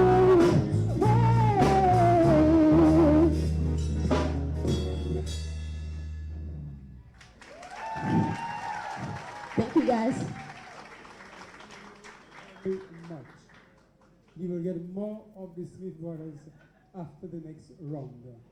And let me inform you, coming soon, the Smith Brothers will be in concert live on the 31st of August, partnering with DBS Radio. Put your hands together one more time for the Smith Brothers. Such talent. Thank God. Now, we're into our next round, and that's the news section of the competition. And of course, the news. That's news you'll hear on DBS, you've heard on DBS over the past few months. And to judge this competition, we have a new set of judges, 5 judges who are well experienced in this thing. Okay, so right about now, our participants, our competitors will be getting their scripts for 2 minutes. They will look at it. We will help them if there's any word they're not too sure about. We ask them to tell us and we will help them. Clear? And so, unfortunately, sometimes they ask you, you tell them and they don't say it as you tell them. Or sometimes they think they know it. And it is me. I ask it for every word down to THE.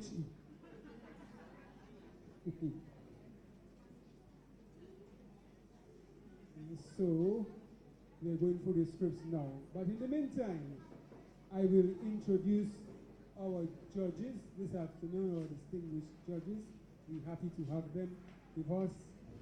And starting from left to right, my good friend, you're all my friends. Mr. Tim Durand. Mr. Tim Durand was program director at DBS Radio for many years. He is the person who initiated, I think, the Christmas song contest, yes, and left it in Raymond's hand at DBS. These are all DBS people here, you know, except Beyond. Who knows, one of these days.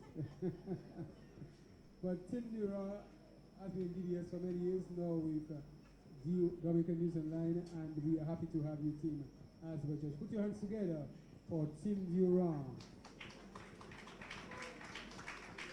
That's the man who basically forced me, pushed me into reading Creole news on the radio. It's another story. He doesn't want me to tell the story now. And of course, our chief cultural officer for many years in Dominica, a man who really is a cultural man and great dancer and everything. And what can you say about Raymond again? And so we're really happy to have Raymond with us, a real Dominican. And put your hands together for Raymond Lawrence, one of our great Dominicans. And of course, a former manager of DBS Radio. How many of you knew he was manager at DBS Radio? Mr. Alvin Knight, and before that he was the night in the afternoon, the night in the morning. Used to be on DBS for many years, together with people like Rosie Mills. Some of you don't know those things, so we need to tell you. Rosie Mills, Alvin Knight, Raymond Lawrence, and all these guys. And of course, we have Dion Dura with the Ministry of Education, a journalist for many years involved in news, well qualified to do that. Put your hands together for Dion Dura. And of course, my friend Fudina Frampton was together for many years. I heard the DBS news thing. I almost expected to hear, and this is Fudina Frampton reporting. But she read news many times on DBS, and we did a lot of programming together, a lot of production work. When I went to prison, 48 hours, she and I worked together on the program, producing it. When I did the Under the Stars as a Beggar, likewise, and many other programs. Put your hands together for Fudina Frampton. So we got a distinguished panel of judges this afternoon, and I'm very, very happy for that. We want to say special thanks to our other judges who are not here this afternoon. People like Sonia Williams, Mrs. Levy, Mrs. Hale, we really appreciate you, and thank you very much for your contribution over the years. As far as I know time, your 2 minutes should be up. Hazare, your 2 minutes should be up. That's more like 4 minutes. All right. So we'll be taking the news item from them. Let's hope they're already all prepared, and they will begin to read in a while. Once again, thanks to all our sponsors, particularly Courts. We want to say thank you very much, Courts, for being with DBS Radio and the Ministry of Education all these years. Thank you very much for your contribution. Thank you. So, are we ready to rumble? Yes. Are we ready to rumble? Yes. Alright. You know what's so beautiful about these children? We were having lunch this afternoon, and it's to see the children, like, they're not competitors. They're just laughing with each other, playing with each other, just like children. It is so much fun to watch. Like they knew each other a long time ago, and that's nice. I'm sure they made new friends for life too, and you never know. Okay, so we want to say special thanks. Of course, Milia has been with us throughout this competition. She bailed out on me today, and I expected her to be with me today, but she's around to help him. Thank you very much, Milia. We appreciate you. And of course, we want to say thanks to Curtis Matthew, our news editor at DBS Radio, and the other news people. I'm sure Milia can help me. Gavin Richards and Semper. Gavin Richards, Daniel, Delma Semper, and Kashina Joseph. Okay, thank you very much. They prepared the news. We give them the credits. All right, number one. And the second round, the news section of the DBS Ministry of Education, sponsored by Course Reading Competition. Let's hear it for Ian Oscar, Philip Primary School.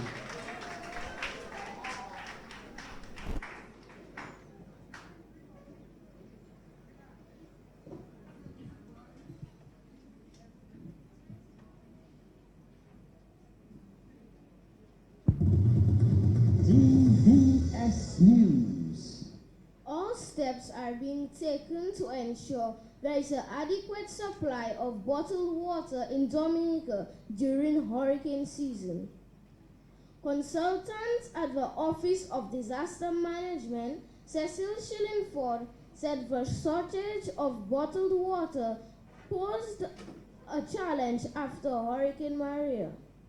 According to the Office of Disaster Management, this was seen during visits to the countryside, where the unavailability of clean water posed a challenge. Shillingford said discussions are being held with the sole water provider in Dominica and the private sector to getting more bottled water on island. He said days before Hurricane Maria struck Dominica, bottled water was being shipped to sister islands who were affected by Hurricane Irma. Gillian Ford said the private sector has a responsibility to bring in more bottled water, as there is only one water provider in Dominica. Let's get for Prince Savannah, Ian Oscar. Some of you may be hearing for the first time a story about ensuring there's an adequate supply of bottled water in Dominica during the hurricane season. I'm sure you remember your experiences having to basically scrunch for water after the hurricane. And it was so hot in Dominica days afterwards. People really wanted water. And thank God for all the water that came from overseas. But water was an issue, so they're trying to make sure that there is adequate water, enough water, if there's a storm or hurricane, so that the same thing will not happen. All right, that was number one. This is a fast-flowing round, the news section. Are our judges ready? Go ahead. All right, next from the Vivian Christian Academy, let's say for Mia Joseph.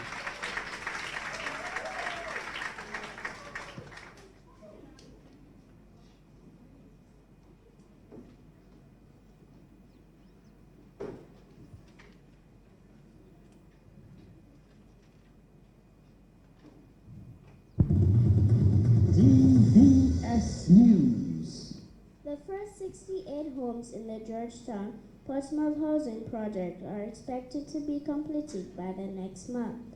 Parliamentary representative for the Portsmouth constituency, Ian Douglas, said the list of recipients have already been selected and submitted to the Housing Prime Minister, Roosevelt Skerrit. Douglas said they have received in excess of 100 applicants, and letters will be sent out to the recipients by the permanent secretary in the Ministry of Housing. Another 68 houses are expected to be handed over before the end of this year based on how construction works are progressing. Douglas stated that university graduates who have returned to Dominica will be among recipients of the homes. The elderly persons who for one reason or another cannot afford housing or whose homes were destroyed by Hurricane Maria will also be given priority. The Christian Academy. That was Mia Joseph. And of course, a story about housing in Dominica, 16 houses to be completed by next month in Georgetown, not Guyana, but Georgetown, Portsmouth, and more to come, another 68 before the end of the year. All of us, I'm sure, have a story with housing in Dominica after Hurricane Maria. Some of us have it worse than others, but I'm sure everybody has a story. Water everywhere, windows breaking, doors breaking, and even sparrows entering your house like mine. The sparrows entered my house, and they were doing number 2 downstairs. I'm telling you. And they just found a new home. Compliments Felix Embassy. And my daughter saw that. She said, Fitzgerald, I was in Dominica. Fitzgerald, pass me the cutlass. She swung a cutlass by one ears like Peter in the Bible. Thank God he didn't take his head. And they took off on the other side and continued doing number 2 on the other side of the road. But all of us have our stories and how we fought back and how we stood up to the challenge, how we braved Maria despite the odds and we settled down again. Thank God. Our next reader from the W.S. Stevens, let's say it for Emil Charles.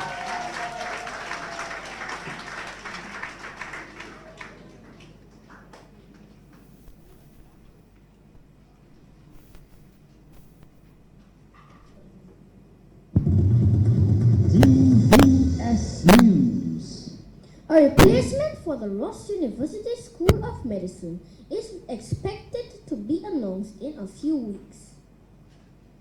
The government of Dominica has signed an agreement with a new investor following the departure of Ross University from Dominica last year. According to Prime Minister Roosevelt Skerrit, the new university will offer more than just medical sciences. The lease agreement has not been signed. However, the investors have already been given access to the property, which is located in Pickard, Portsmouth. Prime Minister Skerrit said repairs are being done on the campus and staff has been employed, including a number of Dominicans. A 5-year lease has been agreed on by the government and the investors, with the option to purchase the campus after the 5-year period has passed. And that was Dr. Stephen Squirrel, Emil Charles.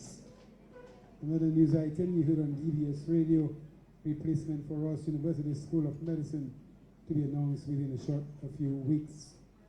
Government signing an agreement with a new investor after the departure of Ross University from Dominica last year. All right. And of course, the option for government to purchase the campus after 5-year period has passed. News you heard on DBS. In fact, there was a recent item that was just this week too. And listen to DBS News at 7 o'clock in the mornings, at 1:15 and at 6 o'clock in the evenings for a comprehensive package. All right, the judges are ready. We move on. Fast flowing round from the Granford Primary School. Let's hear it for Isaac Roberts.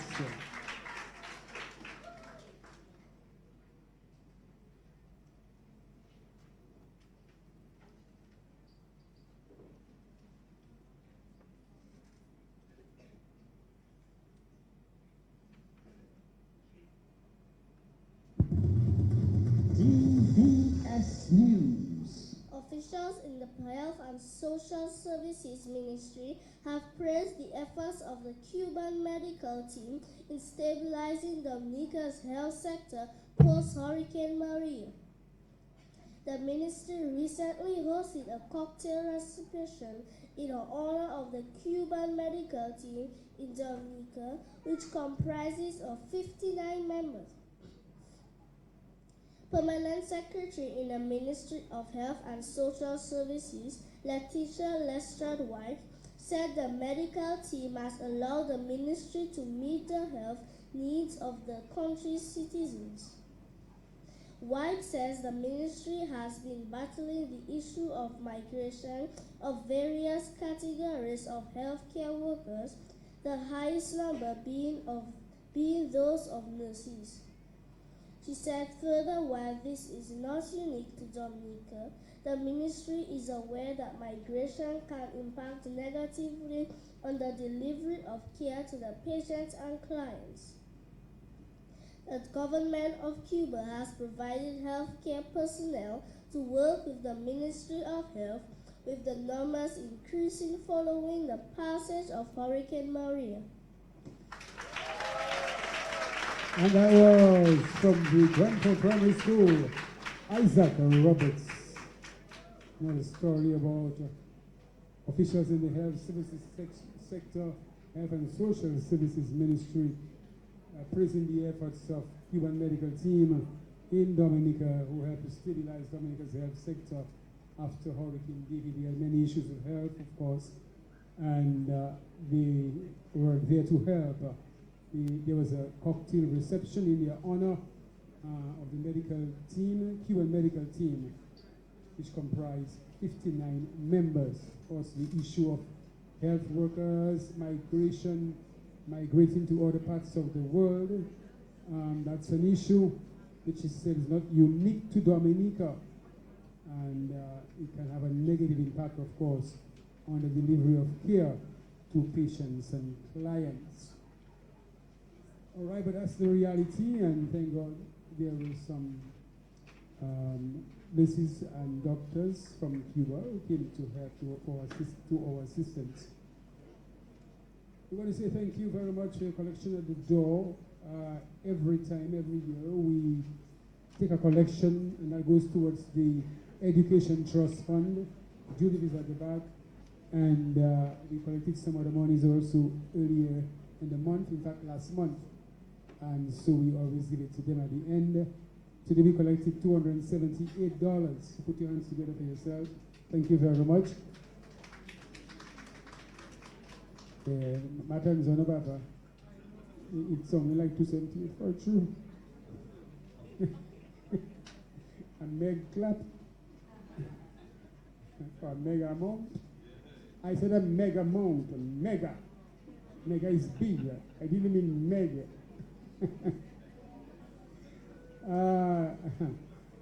All right, so we move on. Our next competitor from the Atkinson Primary School, Emilia Barry.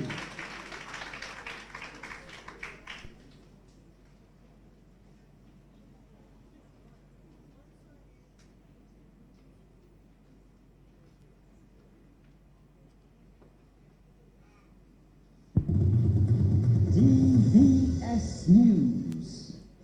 16 more Dominicans have received scholarships to pursue further studies in Cuba.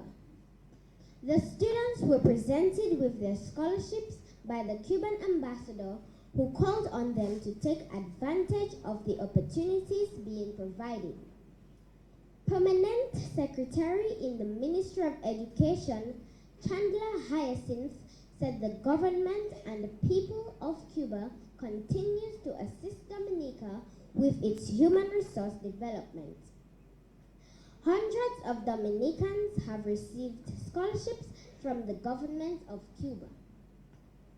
In fact, this year marks the 40th anniversary of the Cuban Scholarship Program in Dominica.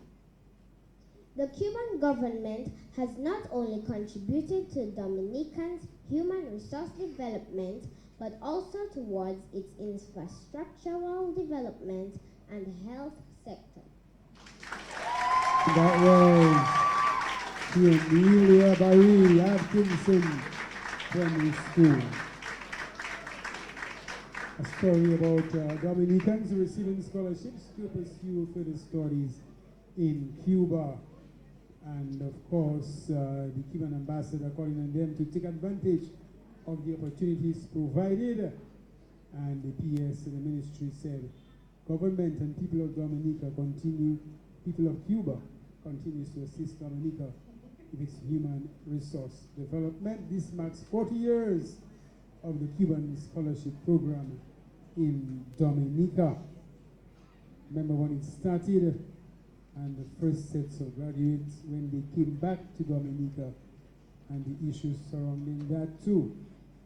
But that's another matter. All right, we continue. Our next presenter from the Pioneer Preparatory School. Let's say for Juan Thomas.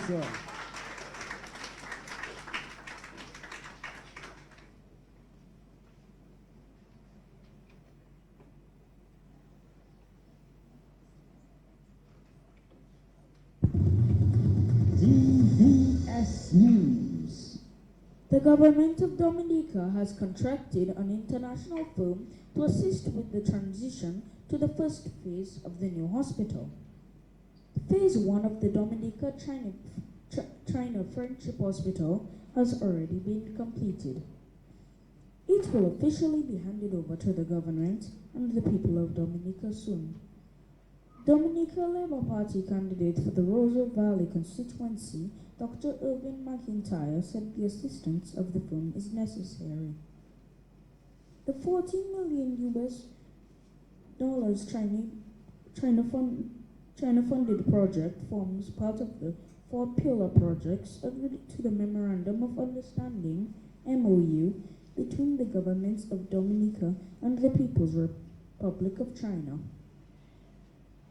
Dominica and the People's Republic of China established diplomatic relations in 2004 under the One China policy. Was Ruan Thomas, pioneer professor.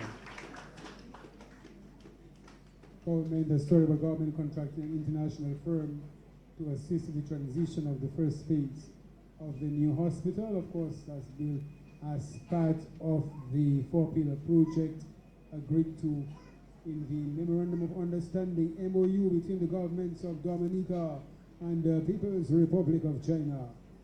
And that was established, in fact, Dominican and the Republic of China, People's Republic of China established diplomatic relations. Let me see if I can ask somebody. When did Dominica and China establish diplomatic relations? Huh? When? Somebody said 2019, this year. Anybody else? Where's the Bakakote? He just said it. He just read it. In 2004. That was the last thing he said. Dominica and the People's Republic of China established diplomatic relations in 2004 under the One China policy. All right, we move on. Next competitor from the St. Mary's Primary School. Let's go for Jonathan Theophile.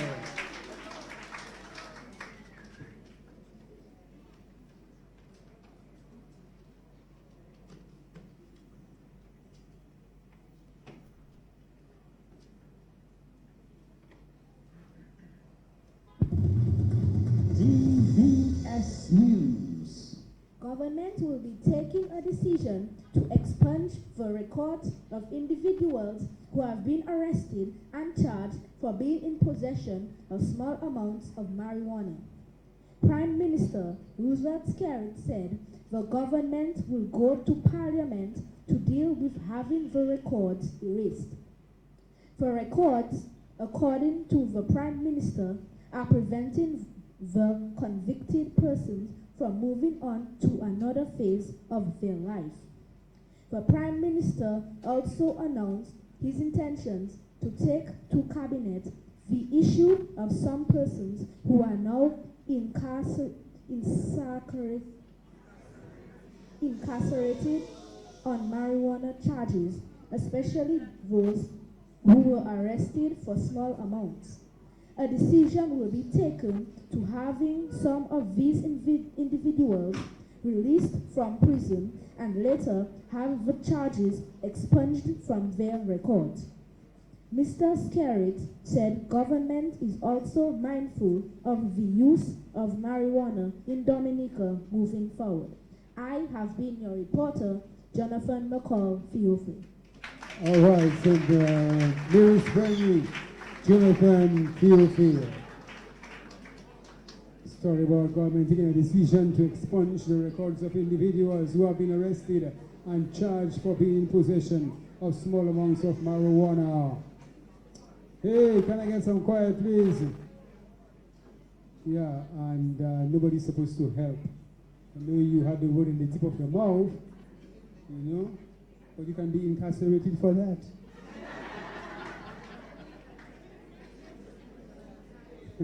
So stop it. Okay? Yes. Expunge. You, my dear madam, Misaki, expunge. It is to take a sponge and erase something. Well, in that case, it's true. Expunge means to, to erase. Some of you, I'm sure, hearing the word for the first time, expunge. If you hear the word for the first time, can I see your hand? Well, of course, all of you do that. Expunge. That's a word you use every day.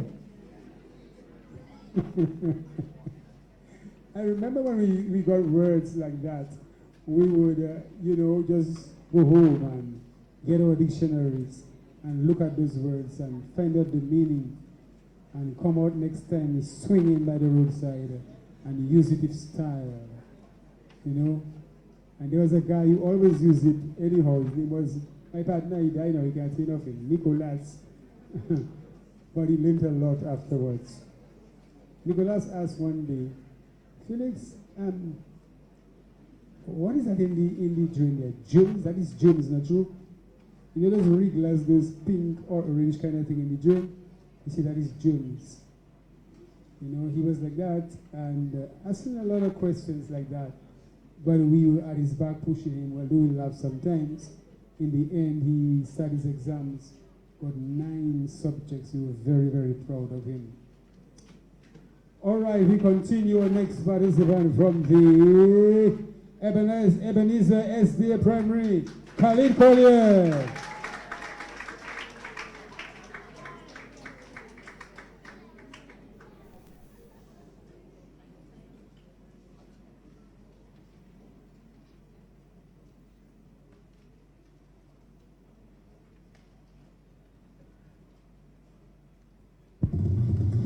DBS News. In the headlines, a student of the St. Martin's Primary School has topped the 2019 Grade 6 National Assessment. The top 5 performing students were announced during a press conference by Minister for Education and Human Resource Development, Peter Seja. The Pioneer Preparatory School also topped the list of most outstanding schools in this year's examination. This year, 844 students wrote the exam, which represented a 12% decrease from last year. Seja also announced an increase in the allowances for scholarship and bursary recipients. The increase will be seen at the secondary schools and the Dominica State College. The minister said the decision was taken in light of the ever-increasing cost of textbooks and school supplies. This is Khalid Collier, your reporter. Stay tuned to the DBS Radio. Good afternoon. All right, from the Ebenezer SDA Primary, Khalid Collier, a student of St. Martin's Primary School, topped this year's Grade 6 National Assessment. And the top 5 performing students were announced during the press conference by the Minister for Education and Human Resource Development, Mr. Peter Sejan. Pioneer Prep also topped the list of most outstanding schools in this year's examination. I'm sure some of you remember your time when you went to sit the exams. For some of us, it's many, many, many moons ago. I remember when I went to sit my exam, those days from Grande, not many people passed from Grande, and I did pass, thank God. I'm sure I've gotten a scholarship today. And I remember people were, should I say that? I see some children putting lavender in their head. And I remember back then, and I got some to that. They put some on my head. I don't believe in these things. Even at that age. But I did pass, thank God.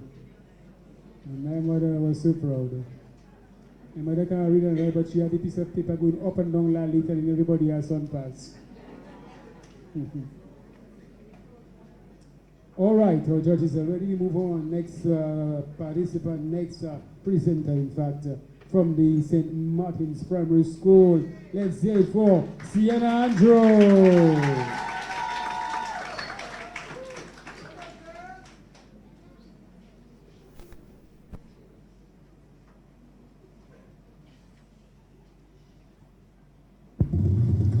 DBS News. Chairman of the Emergency Shelter Subcommittee, Glenroy Toussaint, has issued a call to Dominicans to take ownership of the disaster shelters. 16 shelters across Dominica were recently rehabilitated by the International Organization for Migration, IOM. The shelters are no better equipped to serve the needs of the general public. Tusa said it was the responsibility of all Dominicans and the general public to take care of the facilities. The shelters have also been equipped with emergency supplies such as wheelchairs, first aid kits, fire extinguishers, bed cots, solar panels, and other supplies.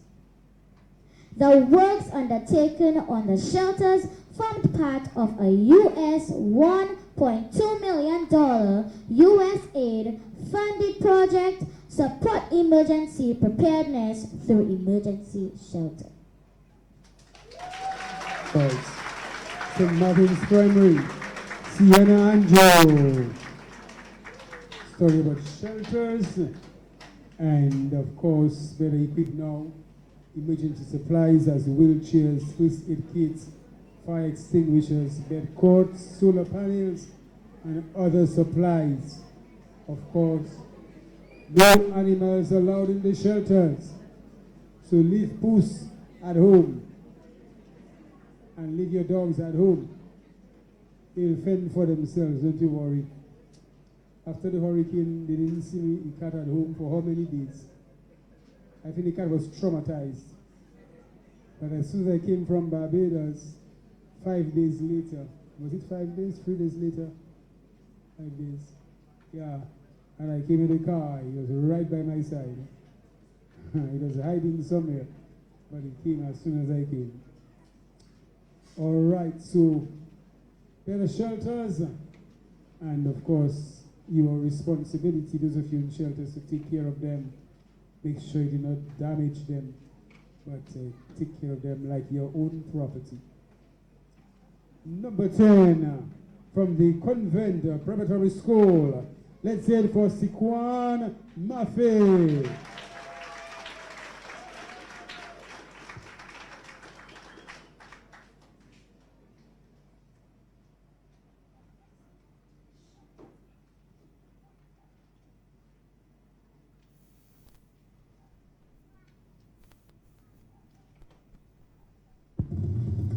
DBS News. A Dominican businessman has endorsed that the government's rebuilding policies in the post-Hurricane Maria period. Owner of Jungle Bay Resorts and Spa, Sam Raphael, said the initiatives which have been taken by the government to bring relief to its people have been successful. Raphael observed that there are major affordable housing developments under the construction across Dominica. These developments, Raphael said, are not happening in any other Caribbean country. Raphael stated that the hotels and the Dominica China Friendship Hospital also form part in the major developments.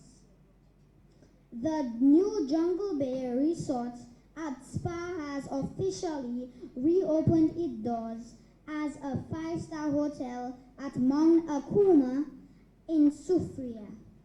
I am your news presenter, Sekwan Mafi. Okay, from the convent preparatory school, Sekwan Mafi just heard. And these are our 10 finalists, ladies and gentlemen. Round 1 gone, round 2 just gone. Let's hear it for our brave warriors this afternoon.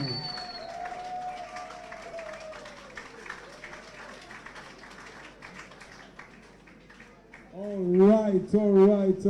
We'll go to Master Control for a word from our sponsors, but we continue the program right here because we're going to present to you one more time. Ladies and gentlemen, the Smith Brothers. And then we will have our mini adult competition, so don't go anywhere. We want our adults to get ready. We want at least 3, 4, 5 of you to come on stage and to read a news item. The children, should they could do it, you can do better than children. So we want 5 of you to come up and read for us this afternoon one news item, and you'll be judged by the crowd. No special judges this afternoon for you, but the crowd will judge. This is the fun part of the reading competition, and I'm looking forward to it in a while. So the Smith brothers are getting ready to perform like they did a while ago. Let me take a little break and rest my guabishan.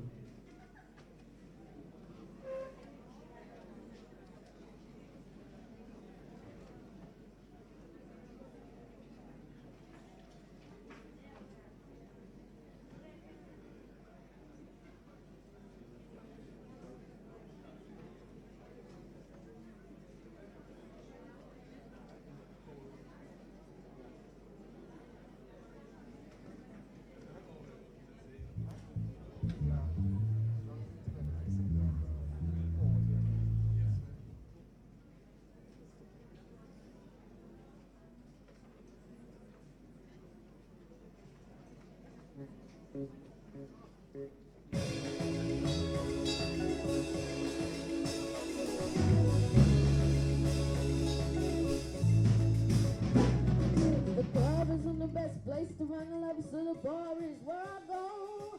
Me and my friends at the table, doing shots and the fuss, and then we talk slow. You come over and start a conversation with just me, I'll give it a chance. Now come my ass up, wait a minute, the jukebox, and then we start up tonight. Now it's singing like, girl, you know I want your love was handmade for somebody like me. Coming up full of my lead, I may be crazy, but don't mind me, say boy, let's not talk too much. Come on, boy, put that body on me. Coming up full of my lead, yeah, coming up full of my lead. I'm in love with the shape of you, because you're cool like a man can't do. Although my heart is falling too, I'm in love with your body. It's like you up in my door, and I'm a bet she smells like you. Every day discovering something brand new. I'm in love with your body. I said I'm in love. I said I've been. I said I've been love. Every day discovering something brand new. I'm in love with the shape of you. Can't let us go. Every time we're going out on a Wednesday. You be a pretty so boy, you can feel big and I feel the play. We got my arms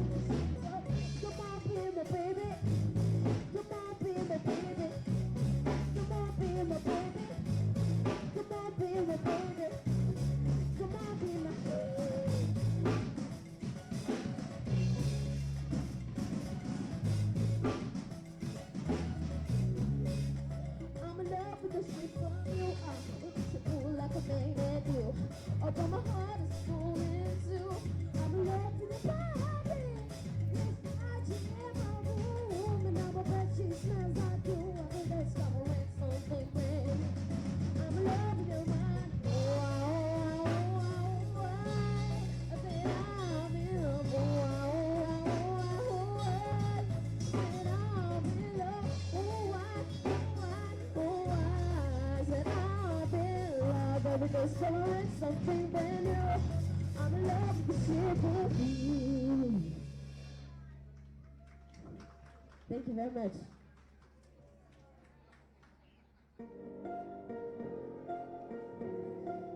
This song is one of our originals. You're like a melody. You are so sweet. Came out of the Children's Show. You are so sweet. Yeah.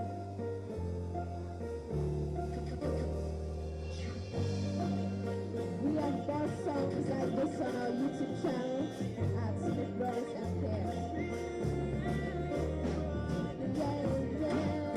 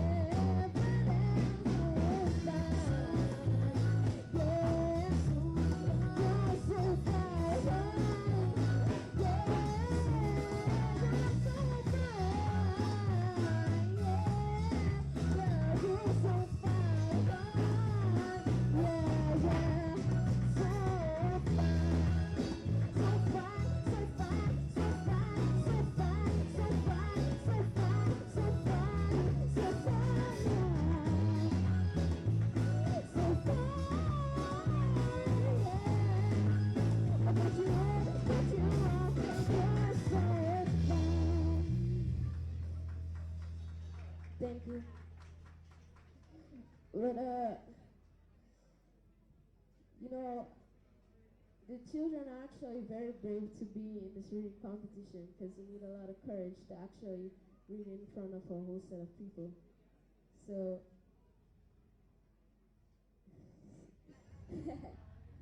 and you know, I was actually in the reading competition before. And what I hated about the reading competition was that when they would have to call out the results, you would hear fifth, your name isn't there. You're like, okay, maybe fourth. Fourth, your name's not there. Okay, Fred Luck's a charm. Third, your name's not there. Judges, you good? Second, you're not there. What the heck? And on the first, your name's there. Yeah, but we're gonna do a few more songs. The last two songs we don't have time. Sorry.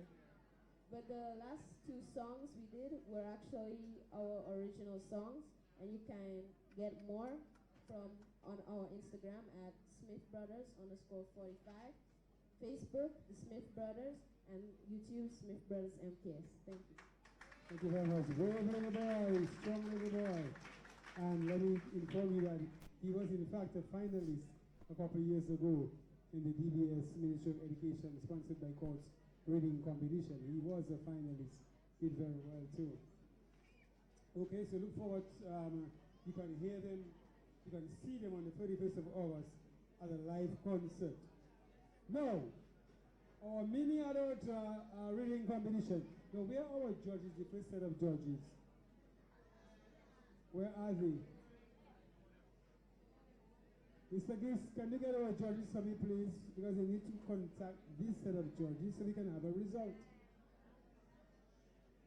Okay, so we, are you going to know what?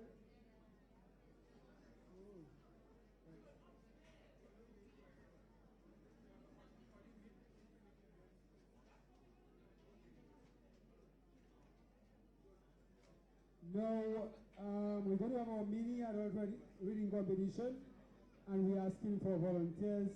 Somebody already told me she's going to come. So let's hear it. Let's see you come. Who's going to be number one? CNN. Hello. Our mini adult reading competition. Prizes from Fevriers, Great Old House, Old Stone Restaurant, and Starring and Sons. So we would like you to come forward, please. We'll give you a news item. You're going to read one item. Now I can see you want to come, but a little bit of fear is keeping you back. You can do better than that. Come. That's one. Are you coming? Okay, come. Yes, that's one. Lady at the back, you told me you're going to come. The lady in the white blouse at the back.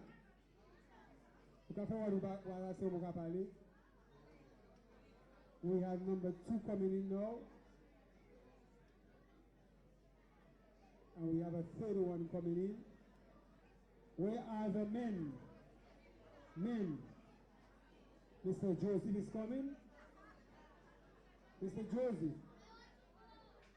That's for adults. All right, so we have 3 ladies.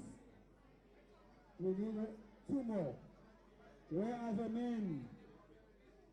There's another lady coming. Good, put your hands together for her. At least 1 man. Or half a man. Anybody else gonna come? Okay, ladies, put them in shimmy. Another lady come.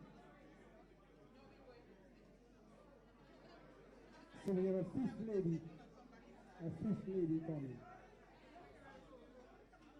Okay.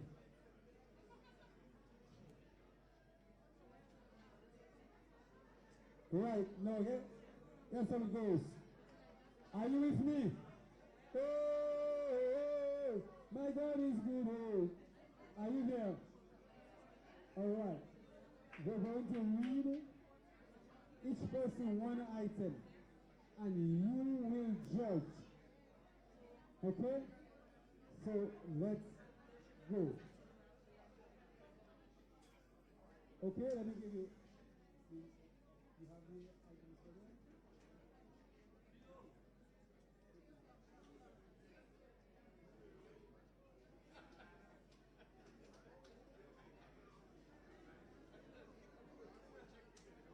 All right, so we have a mantle, so we have 6 readers this afternoon in our adult section of the competition. 6 readers, and so we're going to begin in a while. They got 1 minute to go through your script. 1 minute. Any problem?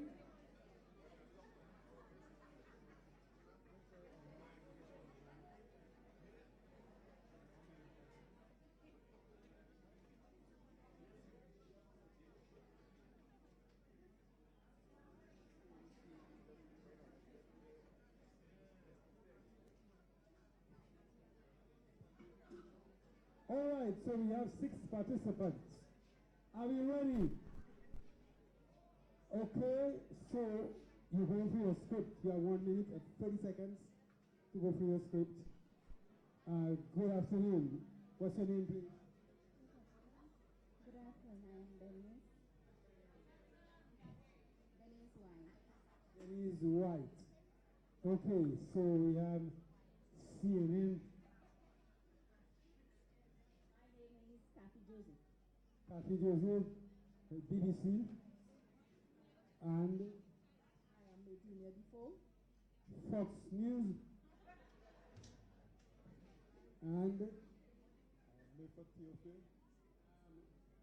Al Jazeera, right? CBN News, and Zeppelin Hamlet. Hamlet. CBS News. What's your name? Zeppelin. CBS News. CBS News. And what's your name? I think I'm CBN News. Right, and you are?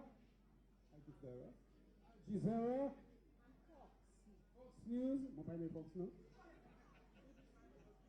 BBC. BBC. DBS News. You are CNN. CNN. Oh. Yeah. All right, so we're going to call on our first competitor here this afternoon. You will be the judges. Let me say good afternoon to the manager of DBS Radio just entered. Welcome, sir. And we're going to start now with CNN News. Ladies and gentlemen, let's hear it for her as she comes. Number 1 presenter this afternoon. Yes, we do. You are in the end, so we choose an end.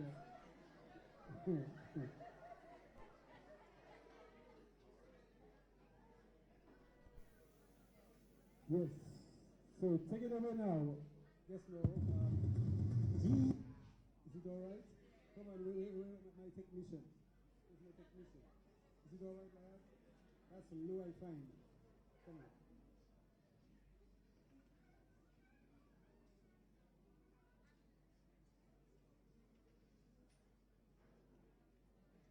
International news this afternoon, look about. Ladies and gentlemen, from the CNN DBS News. Dominica businessman has endorsed the government's rebuilding policies in a post-Hurricane Maria period. Owner of Jungle Base Resorts and Spa, Sam Raphael, said the initiatives which has been taken by the government to bring relief to its people have been successful. Raphael observed that there are major affordable housing developments under construction across Dominica. These developments, Raphael said, are not happening in any other Caribbean country.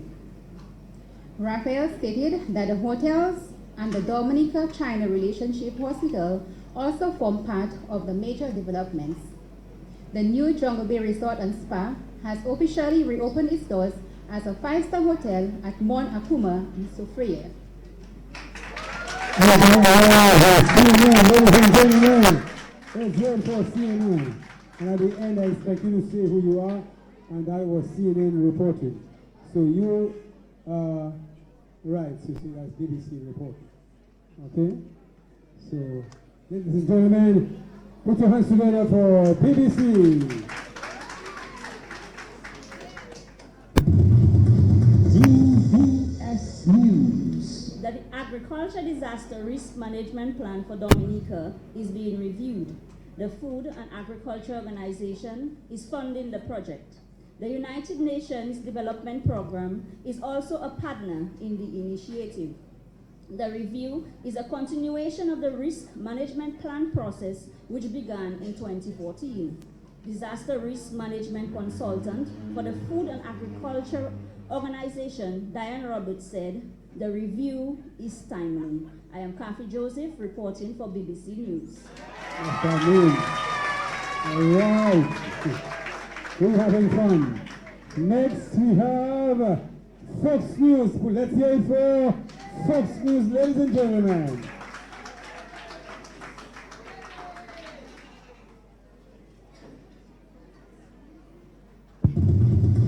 DBS News. The Dominica Water and Sewage Company, DOWASCO, is investing $1 million to improve its sewage services in the city of Roseau. Public Relations Officer at DOWASCO, Edward Regis, said this is necessary due to the damages sustained to the sewage lines in Roseau. Regis said there are some challenges which will be seen while the works are being done. He said a large volume of traffic in Roseau will be expected on some days. I am Medina Defoe reporting for Fox News. All right, Fox News, ladies and gentlemen. Good afternoon. Our next presenter, Al Jazeera. Let's hear it for him, the one man among 5 other women.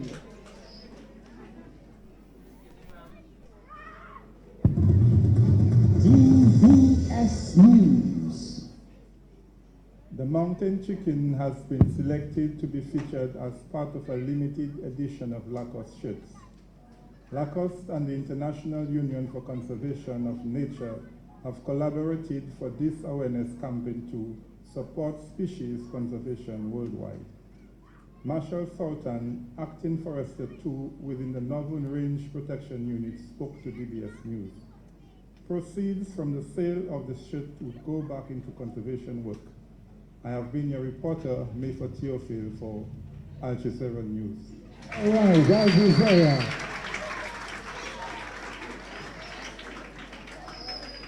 So come on, kwapo ka joke, Lacoste, kwapo, Lacoste. Our next presenter, ladies and gentlemen, and that is CBN News. Put your hands together for CBN.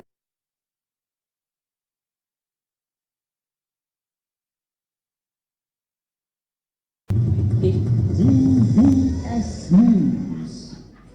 Minister for Education Peter Sejan said more training will be provided to teachers to be better able to harness the strength of boys. Sejan stated that the ministry is concerned with the gap performance level of boys and girls. The minister also called on schools to work with and not against the interest of boys. According to Sejan, if boys are constantly subjected to disapproval of their interests, they are likely to lag further behind in school. He said that the ministry must address urgently the teaching and learning of mathematics and English and improve boys' attitudes to and confidence in reading and writing. Presenter Vernon O'Brien Maxwell for CBN News. All right, and our final competitor this afternoon, CBS News. Let's hear it for CBS. Come on, let me hear it.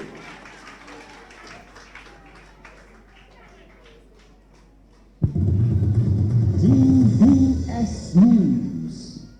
Prime Minister Roosevelt Skerrit has said that the upcoming general elections will be his last as the leader of the Dominica Labour Party.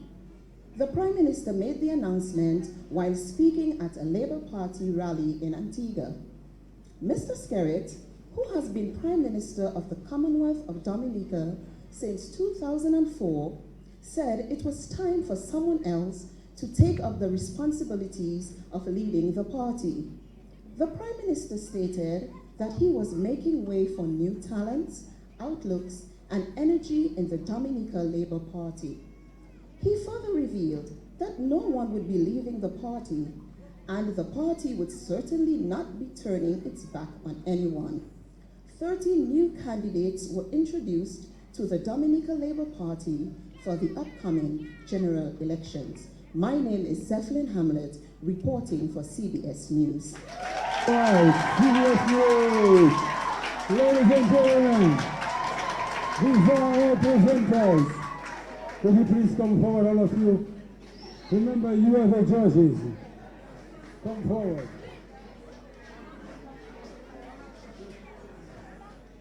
When I point on them or I touch them, you tell me what you think by making noise.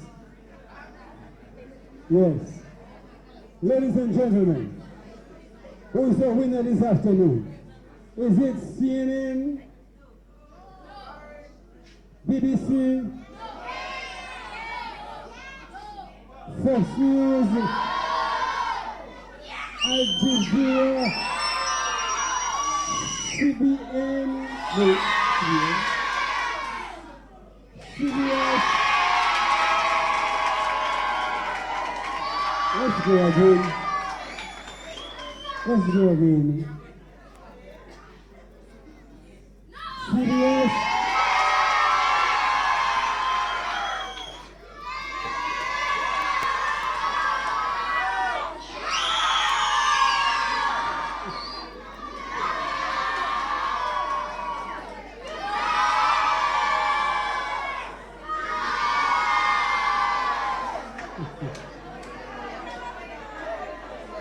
One more time. Let me try again.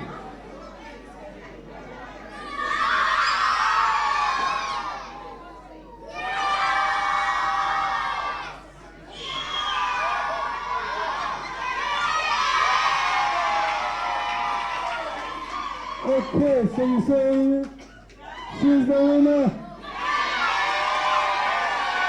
All right. Well, you may be sitting. Next, number 2. Very nice.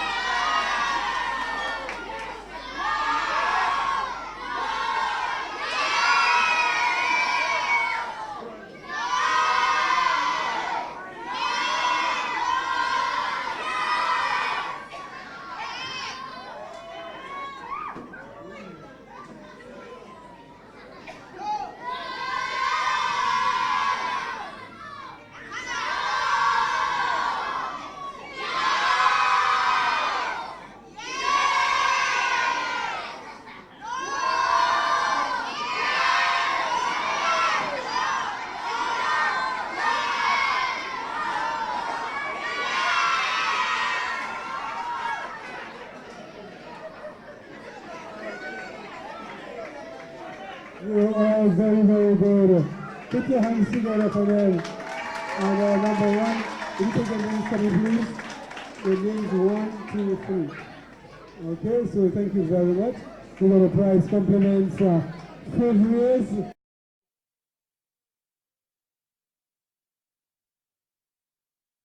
Put your hands together for our sponsors. Thank you. But of course, we're having fun, but at the same time, we will not forget our adults. We want our children to read, but we want our adults to continue to read, to be an example for our children. Okay? Right. What's next on our program? We continue. And so, we have a vote of thanks. And that will be from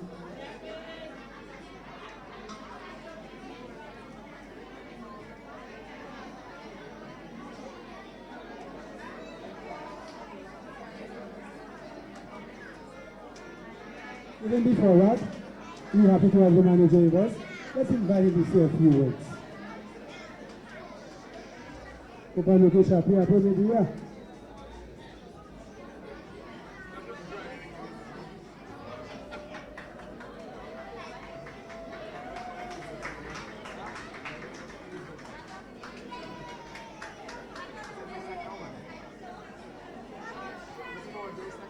Okay. I know that we have a class of children or students, so we expect them to be rowdy after so much they had to do today, and more so having to sit in one place for so many hours. But I just want to say to you all, please, let's have a little listening at this time as I give you just about 2 minutes of some positive words. All right, children? Yes, sir. Thank you. First of all, let me just thank the staff of DBS Radio for working tirelessly to ensure that we have another success of the reading competition. Many of you all may not understand that the work that takes place behind the scene to ensure that we can reach the finals. And I really want to say thank you to my staff for the kind of work that they have placed in this competition and competitions before to ensure that our children of Dominica, the future of Dominica, started to begin of getting the feel of confidence. And I can almost be ensured that what they did here today is the start for better things for tomorrow. And I want to say to each child that is here today, those 10 students, consider yourself a winner. You're a winner in your school, you're a winner in your community, and you're a winner at the competition. So even if you did not get your name as number 1, still consider yourself a winner. So the 10 of you all, put your hands together for yourselves. And I can almost be sure that when you reach in grade 6, that we can hear your name in the first 20 in reference to scholarships. Because we have seen this happen in the reading competition for many, many years. So I just want to wish you success as of now for your future. I want to thank the schools, because the schools played an important role in ensuring that your children have reached thus far. Not just in the competition, but they have reached at least grade 4, where they're now building themselves to ensure that there will be the future that we are expecting of them. But more so, I want to say thank you to the parents. Are the parents of the students here? All 10? Let me see the parents stand, please. The 10 parents. The 10 parents, can you stand, please? I just want to ask you all to come forward a little bit, please. Come forward a little bit, please. The 10 parents. Just come forward, don't be shy. The 10 parents, just come a bit forward.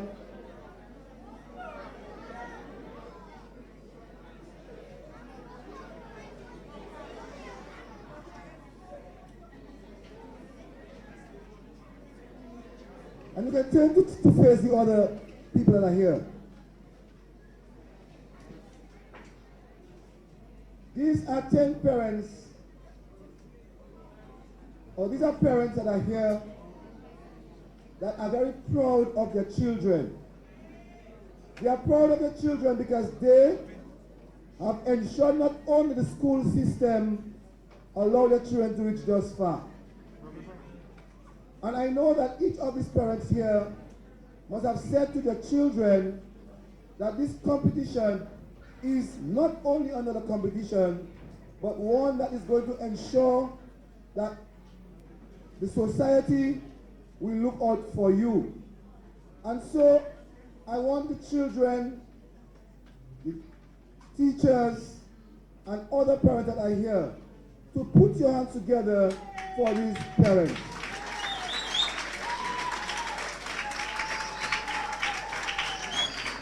This is a proud moment. This is a proud moment for the student, for the teachers, the students, but more so the parents, because they have seen the work that they have placed into their children has really helped their children to be where they are. And I'm saying so because I would like our other parents who are here not to get jealous, but to ensure that your children also take a leaf from these parents so that your children tomorrow can do the same. So I want to say to these parents, thank you, and may God continue to bless you and continue to do the best for your children. So you can go to your seats. I also want to say thank you to the Ministry of Education. The Ministry of Education has been involved in this program with the Dominica Broadcasting Corporation from inception. And they are doing this because they too have placed confidence in the children. And as the manager of DBS Radio, I would like to ensure that this competition continues and that we can have the Ministry of Education always on board. To Courts, Dominica, it is not easy in this economic world to invest in something that you may not see the results right away. And Courts, I want to say to you, thank you for placing the confidence in the students for tomorrow. Because what you have done is not just investing in the parents, but you are investing in the future of our country. And I would like to ask a few more companies to understand the importance of education and to understand the importance of ensuring that our children are sustained in such a way that we can put that confidence in them and tomorrow that they can make us proud as a nation. So Courts, I want to say thank you. And to all the folks who have been on board with DBS Radio for all of these years, I'm seeing Simon is here. He said a sign, no sign is, a business without a sign is no business. And Sign, man, I want to say thank you very much for showing your mettle by standing tall with DBS Radio every year for the past 11 years to give to the participants a plaque, an award, so that even when they get to be adults, that they can remember that once upon a time that they were part of that competition. And so Simon, I want to say thank you. I want to say to this winning student here today, in closing, that you are going to represent Dominica in the next OECS competition. And at DBS Radio, we are going to adopt you. For the next 4 months, you are going to be not our property, but our property. We are going to adopt you in such a way that we are going to prepare you for the next OECS competition so that you can bring home that trophy to Dominica. And I want to say to the parents here to this evening that whoever becomes the winner, let us all consider that winner to be the OECS representative. And let us not look at what the judges have done, but to look at the work that they have accomplished in ensuring that that child becomes the winner. So whoever becomes the winner of this competition tonight or this evening, let us be proud of that child. And let us as parents all work together with that child along with the other schools to ensure that that child becomes the OECS winner. Because with strength or with numbers, there is strength. And I can guarantee you, if we all put our numbers behind that one child, that we are going to be the winners of the OECS competition 2019. And I thank you. May God bless you. Okay, thank you very much, Mr. Manager. To the competitors, please come forward. I'll turn a few quickly. we have the results of the competition, and so we will deliver it in a couple of minutes.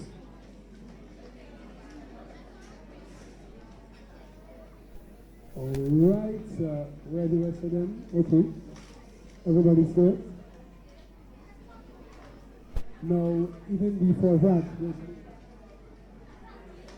okay, the vote of thanks. Oh, yes, we had the vote of thanks already. Sorry. So, right about now, ladies and gentlemen, we are ready for the results. The judges have anything to say? Nothing, so we move on. Yes. Would Mr. Ibrahim Brohim come forward, please? He saw the son, he saw the man. He fell over from the Abushli.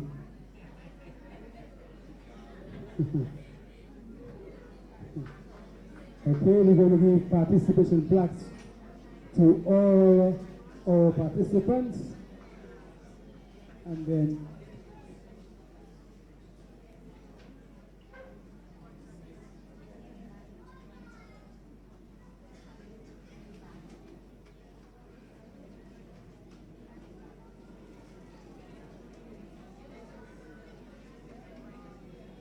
all right, we call Mr. Simon. Everybody knows him as Mr. Simon Ibrahim Ruhim, and he represents participation plaques to all our 10 finalists. So, as you go, you remember your parts. Will you please stand, come forward? You remember that you were part of this competition in 2019. Ladies and gentlemen, that was Ian Isaac, 37 Primary. Mia Joseph, Brilliant Christian Academy.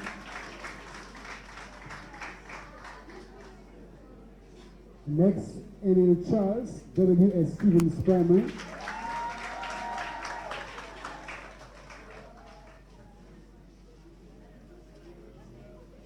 Isaac Roberts, Grandpa Primary.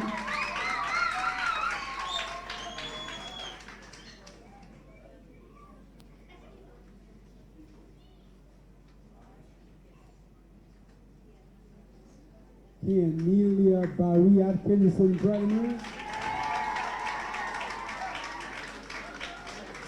Ruben Thomas, Pioneer Prep.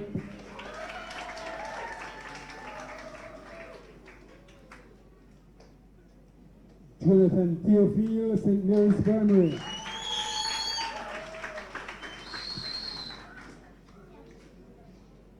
Khalid Collier, Ebenezer SDA.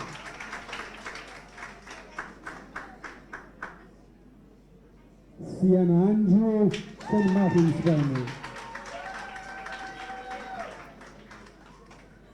And Sikwan Mafi, Convent Prep.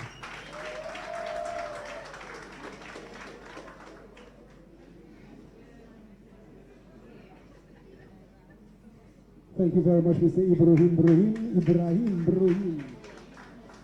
I want to say special thanks to GIS, having this function live on Facebook. Thank you very much, guys. We appreciate you. Thank you. And right about now, we will call upon the Cheryl Anthony, representative of courts, and she'll give participation certificates also. So number one, like a while ago, Ian Oscar.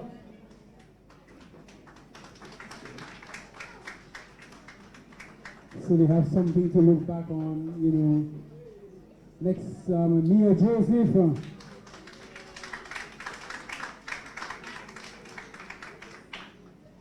Emil Charles.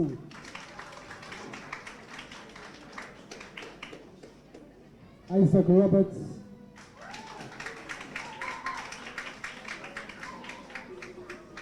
Cornelia Barry. Juan Thomas.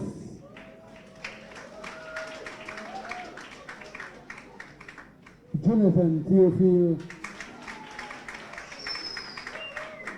Khalid Collier.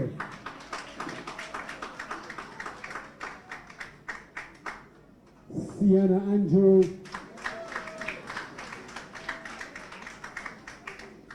and Sikwan Mafi. Thank you very much, Coach. Chanel, thank you very much. Thank you, thank you, thank you. Now, of course, what we're waiting for is the results of the competition. And I do have the results with me. Are you ready for the results? Okay, we'll start in number 5 position.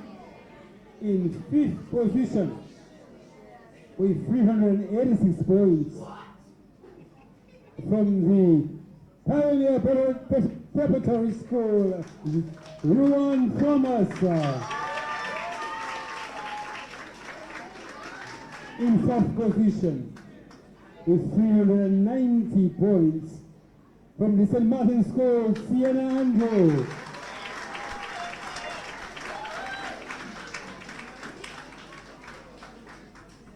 In 3rd position, with 393 points, from the Ebenezer SDO, Khalid Collier. In 2nd position, with 400. In 2nd position, with 403 points, from the St. Mary's Primary, Jonathan Theophile.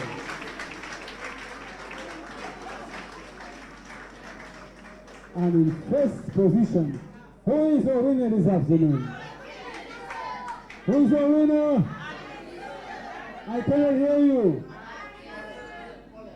Okay, in 1st position, our new champion 2019 of the DBS Ministry of Education sponsored by Courts Reading Competition with 404 points. Ladies and gentlemen, from Atkinson, let's wait for Amelia Barrow.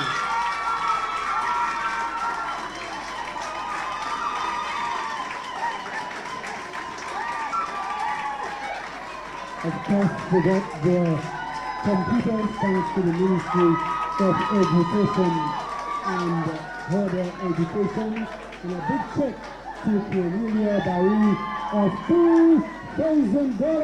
How do you feel? I feel very, very happy. I can see a little tear when it go on. But $2,000, that's a lot of money. Yes, it is. What are you going to do with that money? I don't know. Put in my saving books account. Saving books your account, yes. And your mother will decide. Your parents will decide.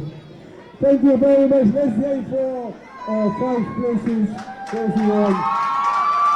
Thank you very much, Irina, and of course the others and those at the back.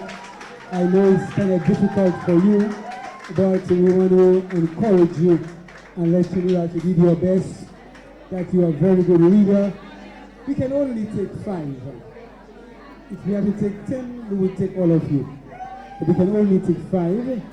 And so we just want to encourage you to continue to read and read and read.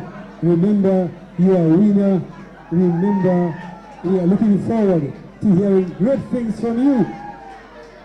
We expect to hear good things from you because you are going to change your world.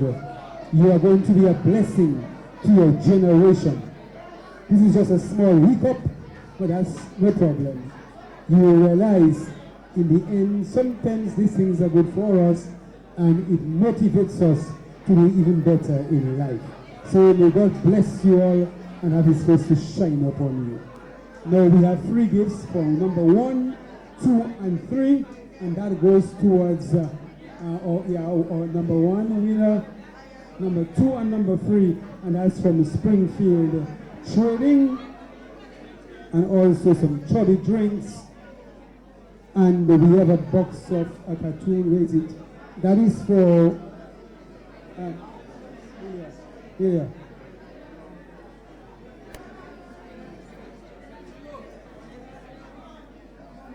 Yes, and also a box of snacks from Springfield Trading.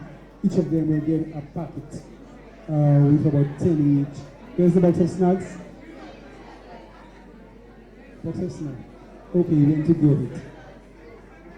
So, some of the students at the back need a little consolation. Would you please take your grandparents? Because it's not easy for some of them. But we want to thank you. You've been a wonderful crowd. We want to say thanks to our chairman, Mr. Riz.